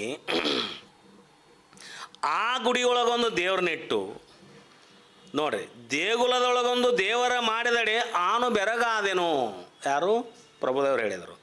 ನಿತ್ಯಕ್ಕೆ ನಿತ್ಯ ಅರ್ಚನೆ ಪೂಜೆಯ ಮಾಡಿಸಿ, ಅದಕ್ಕೆ ಮತ್ತೆ ನಿತ್ಯ ಅರ್ಚನೆ ಮಾಡಿಸಿ, ಭೋಗವ ಮಾಡುವವರ ಕಂಡು ಪೂಜಾ ಮಾಡಿ ನೈವೇದ್ಯ ಮಾಡಿ ಆ ಪ್ರಸಾದ ಇವರು ಉಂಡು ಭೋಗವ ಮಾಡುವವರ ಕಂಡು ಆನು ಬೆರಗಾದೆನು. ಗುಹೇಶ್ವರ, ನಿಮ್ಮ ಶರಣರು ಹಿಂದೆ ಲಿಂಗವನ್ನರಿಸಿ ಹೋದರು. ಇದನ್ನು ತಿಳಿಸ್ಕೊಟ್ಟು ಹಿಂದೆಯವರಿಗೆ ಅದು ಹಂಗಲ್ಲ, ಇದು ಮಾರ್ಗ ಹಿಂಗಂತ ತಿಳಿಸ್ಕೊಟ್ಟು ಹೋಗ್ಯಾರ. ಆ ಮಾರ್ಗ ಬಿಟ್ಟು ಈ ಮಾರ್ಗಕ್ಕೆ ಹೋಗ್ರಿ ಅಂತ ತಿಳಿಸ್ಕೊಟ್ಟಾರ ಅಂತಕ್ಕಂಥ ಸಂದೇಶವನ್ನು ಈ ವಚನದಲ್ಲಿ ಹೇಳಿದರು. ಮಾಡೋದು ಬಿಡೋದು ನಮಗೆ ಬಿಟ್ಟಿದ್ದು. ಲಿಂಗಧಾರಿಗಳಾದವರು, ಲಿಂಗಧಾರಿಗಳು ಅಲ್ಲದವರು, ದೇವಾಲಯಗಳನ್ನು ಸಂಸ್ಕೃತಿಯನ್ನು ನಂಬದವರು, ಅವರ ಧರ್ಮದ ಒಂದು ಸಂಸ್ಕೃತಿಯಲ್ಲೇ ದೇವಾಲಯದ ದೇವರ ಪೂಜೆಯನ್ನು ಅರ್ಚನೆ ಮಾಡ್ತಕ್ಕಂಥ ಸಂಸ್ಕೃತಿ ಅವ್ರು ಮಾಡಲಿ, ಅದಕ್ಕೆ ನಮ್ಮ ಟೀಕೆ ಯಾವುದೂ ಬೇಡ. ಇಲ್ಲಿ ಬರೋದು ಸ್ವಚ್ಛವಾಗಿ ಶರಣತತ್ವ, ಇಷ್ಟಲಿಂಗ ಪೂಜೆ, ಇಷ್ಟಲಿಂಗ ಧಾರಣೆ ಮಾಡಿಕೊಟ್ಟಂಥ ಶರಣ ಸಿದ್ಧಾಂತದಲ್ಲಿ ನಡೀತಕ್ಕಂಥ ಸಮುದಾಯದವರು ಏನು ಮಾಡಬಾರ್ದು ಅನ್ನೋದನ್ನು ಹೇಳ್ಯಾರ. ಅಷ್ಟೇ ಬಿಟ್ಟು ಅದನ್ನು ಮಾಡೋರನ್ನ ಟೀಕೆ ಮಾಡಿಲ್ಲ ಅವರು ಅಂತಕ್ಕಂಥ ಭಾವದಲ್ಲೊಬ್ಬ ದೇವರ ಮಾಡಿ. ಇದನ್ನು ನಾವು ಹಾಡೇವೆ ಭಾಳ ಸರಿ.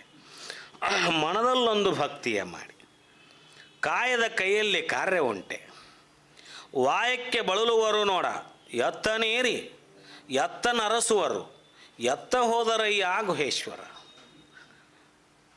ಎತ್ತಿನ ಮೇಲೆ ಹತ್ತಿ ಕುಂತಾರ, ಮತ್ತು ಎತ್ತು ಹುಡುಕ್ಯಾಡಕತ್ತಾರ. ಎತ್ತ ನೇರಿ ಕಡೆದೊಂದು ಹೇಳಿಬಿಡ್ತೀನಿ ನನಗೆ, ಎತ್ತ ನೇರಿ ಎತ್ತ ನರಸುವರು. ಎತ್ತಿನ ಮೇಲೆ ಕುಂತಾರ, ನಮ್ಮ ಎತ್ತೆಲ್ಲ ಐತೆ ಅಂತ ಮತ್ತೆ ಹೊರಗೆ ಹುಡುಕ್ಯಾಡಕ್ಕೆ ಹೊಂಟಾರ.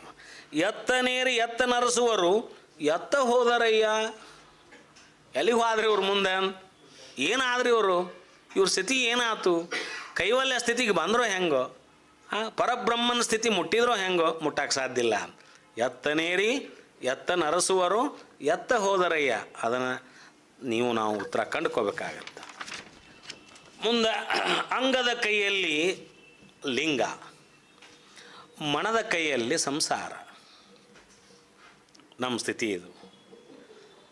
ಅಂಗದ ಕೈಯಲ್ಲಿ ಲಿಂಗ, ಮನದ ಕೈಯಲ್ಲಿ ಸಂಸಾರ. ಎಂತಯ್ಯ ನಿನ್ನ ಪ್ರಾಣಲಿಂಗಿ ಎಂಬೆ. ಮನದ ಕೈ ಸಂಸಾರ ಜಂಜಾಟವನ್ನು ತಲೆಯಾಗ ತುಂಬಿಕೊಂಡು ಕೈಯಾಗ ಲಿಂಗ ಹಿಡ್ಕೊಂಡು ಕುಂತವ್ರಿಗೆ ಪ್ರಾಣಲಿಂಗಿ ಹೆಂಗೆ ಅನ್ಲಿ? ಹೊರಗೆ ಕುರುಹಾಗಿ ತೋರುತ್ತಿದೆ, ಹೊರಗೆ ಕುರುಹಾಗಿ ತೋರಾಗ್ತೈತಿ. ತನುವಿಗೆ ತನು ಸಯವಾಗದು, ಸಾಮರಸ್ಯ ಆಗೋದಿಲ್ಲ ಅಲ್ಲಿ. ಮನಕ್ಕೆ ಮನ ಸಯವಾಗದು. ಎಂತಯ್ಯ ನಿನ್ನ ಪ್ರಾಣಲಿಂಗವೆಂಬೆ ಗುಹೇಶ್ವರ. ಇಲ್ಲಿ ಮುಂದೆ ನೋಡ್ರಿ, ನದಿವಾಸಿಗಳು, ವನವಾಸಿಗಳು, ನದಿ ದಂಡಿ ಮೇಲೆ ಗುಡಿಸ್ಲಾ ಕುಟೀರ ಕಟ್ಕೊಂಡಿರೋರು. ಅದು ಯಾರ್ಯಾರು ಏನೇನು ಇಮ್ಯಾಜಿನ್ ಮಾಡ್ಕೊತಾರೆ ಮಾಡ್ಕೊಳ್ರಿ.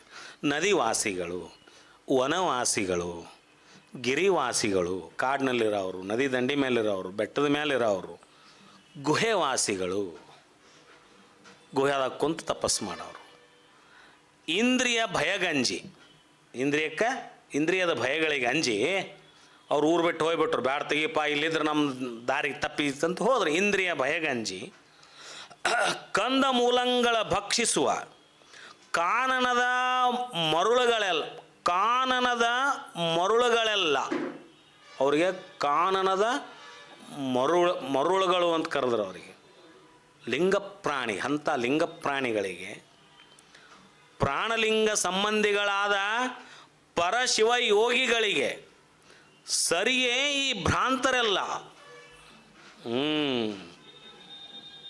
ಇವ್ರ ಮ್ಯಾಲ್ನರೆಲ್ಲರೂ ಈ ಶಿವಯೋಗಿಗಳದಾರಲ್ಲ, ಪ್ರಾಣಲಿಂಗ ಸಂಬಂಧ ಮಾಡ್ಕೊಂಡಂಥ ಶಿವಗಳಂದ್ರೆ ಎಲ್ಲ ಲಿಸ್ಟ್ ಬರ್ಬೇಕು ನಮ್ಮ ಮುಂದೆ. ಇನ್ನೂ ಭಾಳ ಸಾವಿರಾರು ಜನ ಶಿವಯೋಗಿಗಳದಾರ.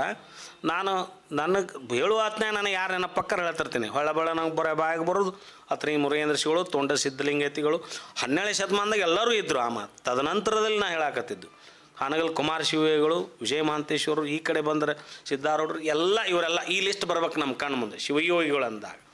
ಹೌದಾ? ಮೃತ್ಯುಂಜಯಪುಳು ಬರ್ಬೇಕು, ಮುರುಗೋಡದ ಮಹಾಂತ ಶಿವಗಳು ಬರ್ಬೇಕು, ಎಲ್ಲ ಶಿವಯೋಗಿಗಳು ಒಟ್ಟು ಪಟ್ಟಿ ಮಾಡಿಬಿಡ್ರಿ. ಈ ಶಿವಯೋಗಿಗಳನ್ನು ನದಿವಾಸಿಗಳು, ವನವಾಸಿಗಳು, ಗುಹೆವಾಸಿಗಳು ಏನದಾರಲ್ಲ ಅವ್ರು ಏನೋ ಒಂದು ಸಾಧನೆ ಮಾಡ್ಕೊಂಡು ಬಂದು ಏನೋ ಒಂದು ಸಿದ್ಧಿ ಮಾಡ್ಕೊಂಡು ಬಂದು ನಮಗೇನೋ ಒಂದು ಕೊಟ್ರೆ ಹಿಂಗಾತು ಹಂಗಾತು ಅಂತ ಹೇಳೋರದಾರಲ್ಲ, ಅವ್ರ ಜೋಡಿ ಇವ್ರನ್ನ ಸರಿ ಮಾಡಬಹುದನ ಅಂತ ಕೇಳ್ತಾರ. ಹಾಂ, ಬಾಲಿಲ ಮಹಾಂತ ಶಿವಯೋಗಿಗಳು ಮಠದಲ್ಲಿ ಕುಳಿತಿದ್ರು. ಯಾರು ನಾಗಲಿಂಗಪ್ಪ ನಾಗಲಿಂಗ ಶಿವಯೋಗಿಗಳು, ಯಾರು ಇವರೆಲ್ಲ ಯಾರು ಶಿಶುನಾಳ ಶರೀಫರು, ಅವ್ರ ಜೋಡಿ ಒಂದು 3-4 ಜನ, ಇವರು ಒಂಥರ ಇವರೆಲ್ಲ ಆ ಸ್ಥಿತಿ ಮುಟ್ಟಿದವ್ರೆ. ಬಟ್ ಅವ್ರ ಇರುವಿಕೆ, ಅವ್ರ ಜೀವನ ಕ್ರಮ ಬೇರೆ ಇರೋದ್ರಿಂದ ಆ ಮಠದ ಮಠದ ಮುಖ್ಯ ದ್ವಾರ ಇನ್ನೂ ಒಂದೆರಡು ಫರ್ಲಾಂಗಿತ್ತು. ಇವ್ರು ಬರೋರಲ್ಲ ಒಂದು ನಮೂನಿ, ಅವ್ರಿಗೆ ಇವ್ರಿಗೆ ಪವಾಡ ಲೀಲಾ ಮಾಡ್ಕೊತ ಬರೋರು. ಆ ಮಠದ ದ್ವಾರ ಇನ್ನೂ ಒಂದು 100 ಮೀಟ್ರ್ 200 ಮೀಟ್ರ್ 100 ಮುಂದೆ ಐತೆ ಅಂದಾಗ ಒಬ್ಬರು ಹೇಳಿದ್ರು ಅದ್ರಾಗ, ಏಯ್ ನಾ ಶಬ್ದ ಬಳಸೋದಿಲ್ಲ. ಅವರೆಲ್ಲ ಮುಚ್ಕೊಂಡು ಹೋಗ್ಬೇಕು, ಅಲ್ಲಿ ಹುಲಿ ಕುಂತೈತೆ ಮಠದಾಗ ಅಂತ. ವಿರಕ್ತ ಶಿವಯೋಗಿಗಳಂದ್ರೆ ಅಷ್ಟು ಗೌರವ ಇತ್ತು. ಬಾಲಿಲ ಮಹಾಂತ ಶಿವಗಳು ಮಠ ದಾಟು ಮುಂದೆ ಹೋಗುತ್ತಾನು. ನಾವೆಲ್ಲರ ದೊಡ್ಡವ್ರು ಬಂದಾಗ ಗಪ್ಪನ ಮನ್ಯಾಗ ದೊಡ್ಡವ್ರ ಸಣ್ಣ ನೋಡ್ರಿ ಗದ್ಲಂಗೆ ಸೈಲೆಂಟಾಗಿ ದಾಟಿ ಹೋಗ್ತೇವಲ್ಲ ನಾವು. ಹಂಗೆ ಹುಲಿ ಕುಂತೈತೆ ಒಳಗೆ ಮಠದಾಗ, ಇಲ್ಲೇನ್ರ ನಿಮ್ದು ಮಾಡಿದ್ರೆ ನೋಡಿ ಬಗೆಹರಿಯಂಗಿಲ್ಲ ಅಂತ ತಾವ ಅಂದ್ಕೊಂಡು ಮಾತಾಡ್ಲಾರ ಆ ಬೀದಿಯಲ್ಲಿ ದಾಟಿ ಹೋಗ್ತಕ್ಕಂಥ ಪ್ರಸಂಗಗಳು ಅವ್ರ ಜೀವನ ಚರಿತ್ರೆಯಲ್ಲಿ ಓದ್ತೇವೆ ನಾವು.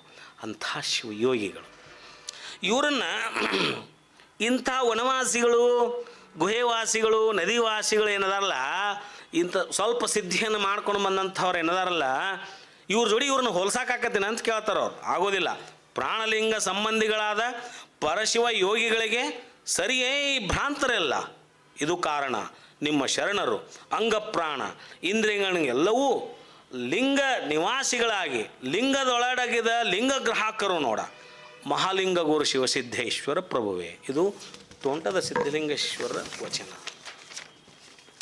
ತನುಲಿಂಗವಾದ ಬಳಿಕ ವಿಕಾರ ಉಂಟೆ, ಮನಲಿಂಗವಾದ ಬಳಿಕ ಮಾಯೆಯುಂಟೆ, ಭಾವಲಿಂಗವಾದ ಬಳಿಕ ಭ್ರಮೆಯುಂಟೆ, ಕಾಯಲಿಂಗವಾದ ಬಳಿಕ ಕಳವಳ ಉಂಟೆ, ಜೀವಲಿಂಗವಾದ ಬಳಿಕ ಉಪಾಧಿ ಉಂಟೆ, ಪ್ರಾಣಲಿಂಗವಾದ ಬಳಿಕ ಇಲ್ಲಿ ನೋಡ್ರಿ ಪ್ರಳಯವಿಲ್ಲ ಕಾಣ. ಪ್ರಳಯ ಅಂದ್ರೆ ಸಾವಿಲ್ಲ. ನಾ ಆಗಲೇ ಹೇಳಿದ್ನಲ್ಲ, ಪ್ರಾಣಲಿಂಗ ಸ್ಥಿತಿ ಮುಟ್ಟಿದವರಿಗೆ ಕಾಲವನ್ನು ಗೆಲ್ತಾರೆ, ಮರಣವನ್ನು ಗೆಲ್ತಾರೆ ಅಂತ ಹೇಳಿದಲ್ಲ, ಅವಾಗ ಅವ್ರಿಗೆ ಮರಣ ಮಹಾನವಮಿ ಆಗ್ತದಲ್ಲ. ಇಲ್ಲಿ ಪ್ರಾಣಲಿಂಗವಾದ ಬಳಿಕ ಪ್ರಳಯವಿಲ್ಲ ಕಾಣ. ಅದಕ್ಕೆ ಕೇಳ್ತಾರೆ ಚನ್ನಬಸವಣ್ಣವ್ರು. ಹಿಂದಿನ ಒಂದು ವಚನ ಹೇಳಿದ್ನಲ್ಲ, ನಮ್ಮ ಕೂಡಲ ಚನ್ನ ಸಂಗಮ ಕೂಡಲ ಬಸವೇಶ್ವರ ಪ್ರಳಯರಹಿತರು ನೋಡ ಅಂತ ಒಂದು ವಚನ ಇತ್ತು ನೋಡ್ರಿ. ಎಲ್ಲ ಅವ್ರದ್ದು ವಚನ ಹೇಳಿ ಮಹಾಲಿಂಗ ಗುರು ಶಿವಸಿದ್ದೇಶ್ವರ ಪ್ರಭುವೇ ತೋಂಟ ಸಿದ್ಧಲಿಂಗೇಶ್ವರ. ಆಕಾಶದಲ್ಲಿ ಹಾರಿ ಹೋದ ಪಕ್ಷಿಯ ಮಾರ್ಗವನು ಇಲ್ಲಿ ನೋಡ್ರಿ ಎಷ್ಟು ಚೆನ್ನಾಗಿದೆ. ಹಿಂದೆ ಬಕ್ಷಿ ಬಲ್ಲುದಲ್ಲದೆ ಒಂದು ಪಕ್ಷಿ ಹಾರಕೊಂತ ಹೊಂಟೈತೆ ಆಕಾಶದಾಗ. ಅದರ ದಾರಿಯನ್ನು ಅದು ಹಿಂದೆ ಬರುವಂಥ ಪಕ್ಷಿ ಮಾತ್ರ ಇರಲಿಕ್ಕೆ ಸಾಧ್ಯ. ಮ್ಯಾಲೆ ಹಾರ್ಕೊಂತ ಇರೋ ಪಕ್ಷಿನ ನೋಡಲಿಕ್ಕೆ ಸಾಧ್ಯ. ಕೆಳಗಾಡುವ ಕುಕ್ಕುಟ ಬಲ್ಲುದೆ. ಇಲ್ಲಿ ಕುಕ್ಕು ಕುಕ್ಕು ಕುಕ್ಕು ಅಂತ ಅಡ್ಡಾಡುವ ಕೋಳಿಗೆ ಏನರ ಮ್ಯಾಲೆ ಹಾರು ಹಕ್ಕಿ ದಾರಿ ಗುರ್ತಕ್ಕತ್ತೇನು ಗೊತ್ತಾಗೋದಿಲ್ಲ. ಆ ಲಿಂಗದ ಸಂಘದ ಸುಖವನು ಪ್ರಾಣಲಿಂಗಿಗಳೇ ಬಲ್ಲರಲ್ಲದೆ ಮರವೆಯಲ್ಲಿ ಮಾತಾಡುವ ನರಗುರಿಗಳು ನಿಮ್ಮ ಹೊಲಭವನೆತ್ತಬಲ್ಲರಯ್ಯ. ಪ್ರಾಣಲಿಂಗ ಸ್ಥಿತಿಯನ್ನು ಮುಟ್ಟಲಾರದೆ ಇರ್ತಕ್ಕಂಥ ಇಲ್ಲಿ ಏನದಾರಲಿ ಇವರು ಅವ್ರ ದಾರಿ ಗೊತ್ತು ಮಾಡ್ಕೊಳಕ್ಕೆ ಹೆಂಗೆ ಸಾಧ್ಯ ಐತಿ ಅದಕ್ಕೆ ಉದಾಹರಣೆ ಕೊಟ್ಟವ್ರು.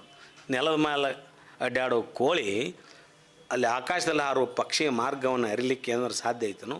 ಅದಕ್ಕೆ ಅರಿಲಾರ್ದವರು ಅರಿತವರನ್ನು ಅನುಭವಗಳನ್ನ ಕುರಿತು ಏನಾರ ಮಾತಾಡ್ತಿರ್ತಾರಲ್ಲ ಅವ್ರ ಬಗ್ಗೆ ನಾವು ತಲೆ ಕೆಡಿಸ್ಕೋಬಾರ್ದು ಅಂತ ಸುಮ್ಮಿದ್ವು. ಅದಕ್ಕೆ ಮಹಾತ್ಮರು ಯಾರ ಬಗ್ಗೆ ಏನೋ ತಲೆ ಕೆಡಿಸ್ಕೊಂತಿದ್ದಿಲ್ಲ.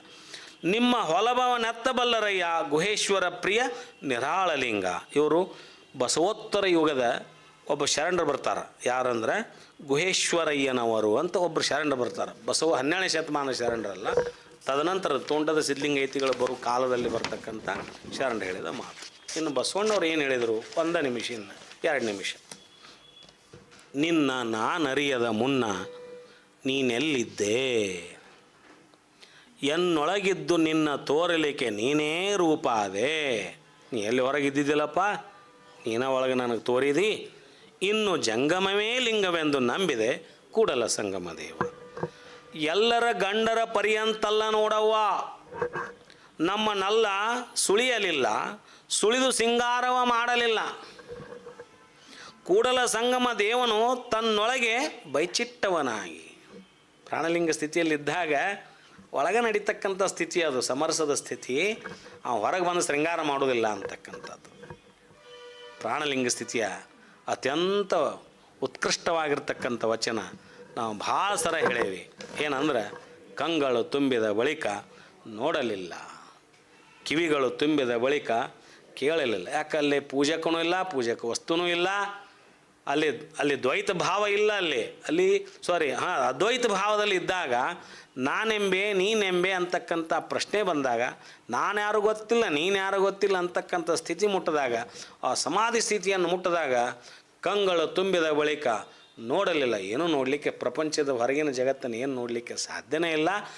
ನಿನ್ನೂ ನಾನು ನೋಡೋಕ್ಕಾಗೋದಿಲ್ಲ, ನನ್ನನ್ನು ನಾನು ನೋಡೋಕ್ಕಾಗೋದಿಲ್ಲ ಸಮಾಧಿ ಸ್ಥಿತಿಯೊಳಗಿದ್ದಾಗ ಅಂತಕ್ಕಂಥದ್ದು. ನನ್ನನ್ನು ನಾನು ನೋಡ್ಲಿಕ್ಕೆ ಆಗೋದಿಲ್ಲ, ಸಮರ ಸ್ಥಿತಿ ಹೋಗಿಬಿಟ್ಟೈತಿ. ಈಗ ಅಲ್ಲಿ ಸ್ವಪ್ರಜ್ಞೆಯನ್ನು ಕಳ್ಕೊಂಡು ಆ ಸ್ಥಿತಿಯಲ್ಲಿ ಮುಟ್ಟಿದಾಗ ನನ್ನನ್ನು ನೋಡೋಕ್ಕಾಗಲ್ದು, ನಿನ್ನನ್ನು ನೋಡೋಕ್ಕಾಗಲ್ದು. ಕಂಗಳು ತುಂಬಿದ ಬಳಿಕ ನೋಡಲಿಲ್ಲ, ಕಿವಿ ತುಂಬಿದ ಬಳಿಕ ಕೇಳಲಿಲ್ಲ, ಕೈ ತುಂಬಿದ ಬಳಿಕ ಪೂಜಿಸಲಿಲ್ಲ, ಮನ ತುಂಬಿದ ಬಳಿಕ ನೆನೆಯಲಿಲ್ಲ. ಅಲ್ಲಿ ನೆನೆಯೋದು ನಿಂತು ಹೋಗಿಬಿಡ್ತೈತಿ. ಅಲ್ಲಿ ಕೂಡಿ ಆದಮೇಲೆ ನೆನೆಯೋದು ಏನೈತಿ, ಅಲ್ಲಿ ನೆನೆಯೋದು ನಿಂತು ಹೋಗಿಬಿಡ್ತೈತಿ. ಮಹಂತ ಕೂಡಲ ಸಂಗಮ ದೇವನನ್ನು ಈ ಸ್ಥಿತಿ ಮುಟ್ಟಿದ, ಪ್ರಾಣಲಿಂಗ ಸ್ಥಿತಿ ಮುಟ್ಟಿದ ಸಾಧಕ ನೆನಿತೇನೆ ಅಂದರೂ ನೆನೆಯೋಕ್ಕೆ ಸಾಧ್ಯ ಇಲ್ಲ ಅಂತ. ಯಾಕಂದ್ರೆ ಯಾರನ್ನು ನೆನಿಬೇಕಲ್ಲಿ? ನೆನೆಯುವ ಭಕ್ತ, ನೆನೆಸಿಕೊಳ್ಳುವ ಪರವಸ್ತು, ಎರಡೂ ಒಂದಾದಾಗ ನೆನೆಯೋದು ನಿಂತು ಹೋಗುತ್ತೆ, ನೋಡೋದು ನಿಂತು ಹೋಗುತ್ತೆ, ಕೇಳೋದು ನಿಂತು ಹೋಗುತ್ತೆ, ಪೂಜಿಸೋದು ನಿಂತು ಹೋಗುತ್ತೆ ಅಂತಕ್ಕಂಥ ಸ್ಥಿತಿ. ಈ ಸ್ಥಿತಿಯಲ್ಲಿ ಸಾಧಕರು, ಶಿವಯೋಗಿಗಳು ನಿಲ್ತಾರೆ ಅಂತಕ್ಕಂಥ ಮಾತು. ಇದು ಅಸಾಧ್ಯವಾಗಿರ್ತಕ್ಕಂಥ ಸಿದ್ಧಾಂತವಲ್ಲ, ಇದು ಕಷ್ಟ ಸಾಧ್ಯವಾಗಿರ್ತಕ್ಕಂಥ ಸಿದ್ಧಾಂತವೂ ಅಲ್ಲ. ಶರಣರು ಎಲ್ಲರೂ ಈ ಸ್ಥಿತಿಯನ್ನು ಮುಟ್ಟಿ ತೋರಿಸಿ ನಮ್ಮ ಮುಂದೆ ಬಾಳಿ ಬೆಳಕಾಗಿ ಹೋದಂಥ ಶರಣರು ಈ ಸ್ಥಿತಿಯನ್ನು ಮುಟ್ಟಿದಾಗ ಎಲ್ಲರಿಗೂ ಮುಟ್ಲಿಕ್ಕೆ ಇದು ಸಾಧ್ಯವಾಗಿರ್ತಕ್ಕಂಥದ್ದೇ. ಆದರೆ ಆ ಪಥವನ್ನು ಮಾತ್ರ ನಾವು ಬಿಡಬಾರ್ದು ಅಂತಕ್ಕಂಥ ಸಂದೇಶವನ್ನು ಈ ವಚನದ ಮುಖಾಂತರ ನಾವು ಪಡ್ಕೋತೀವಿ ಅನ್ನುವಂಥ ಮಾತನ್ನು ಹೇಳಿ ಇಲ್ಲಿಗೆ ಇವತ್ತಿನ ಚಿಂತನೆಯನ್ನು ಮುಗಿಸೋಣ. ಸರ್ವರಿಗೂ ಶರಣಾರ್ಥಿ.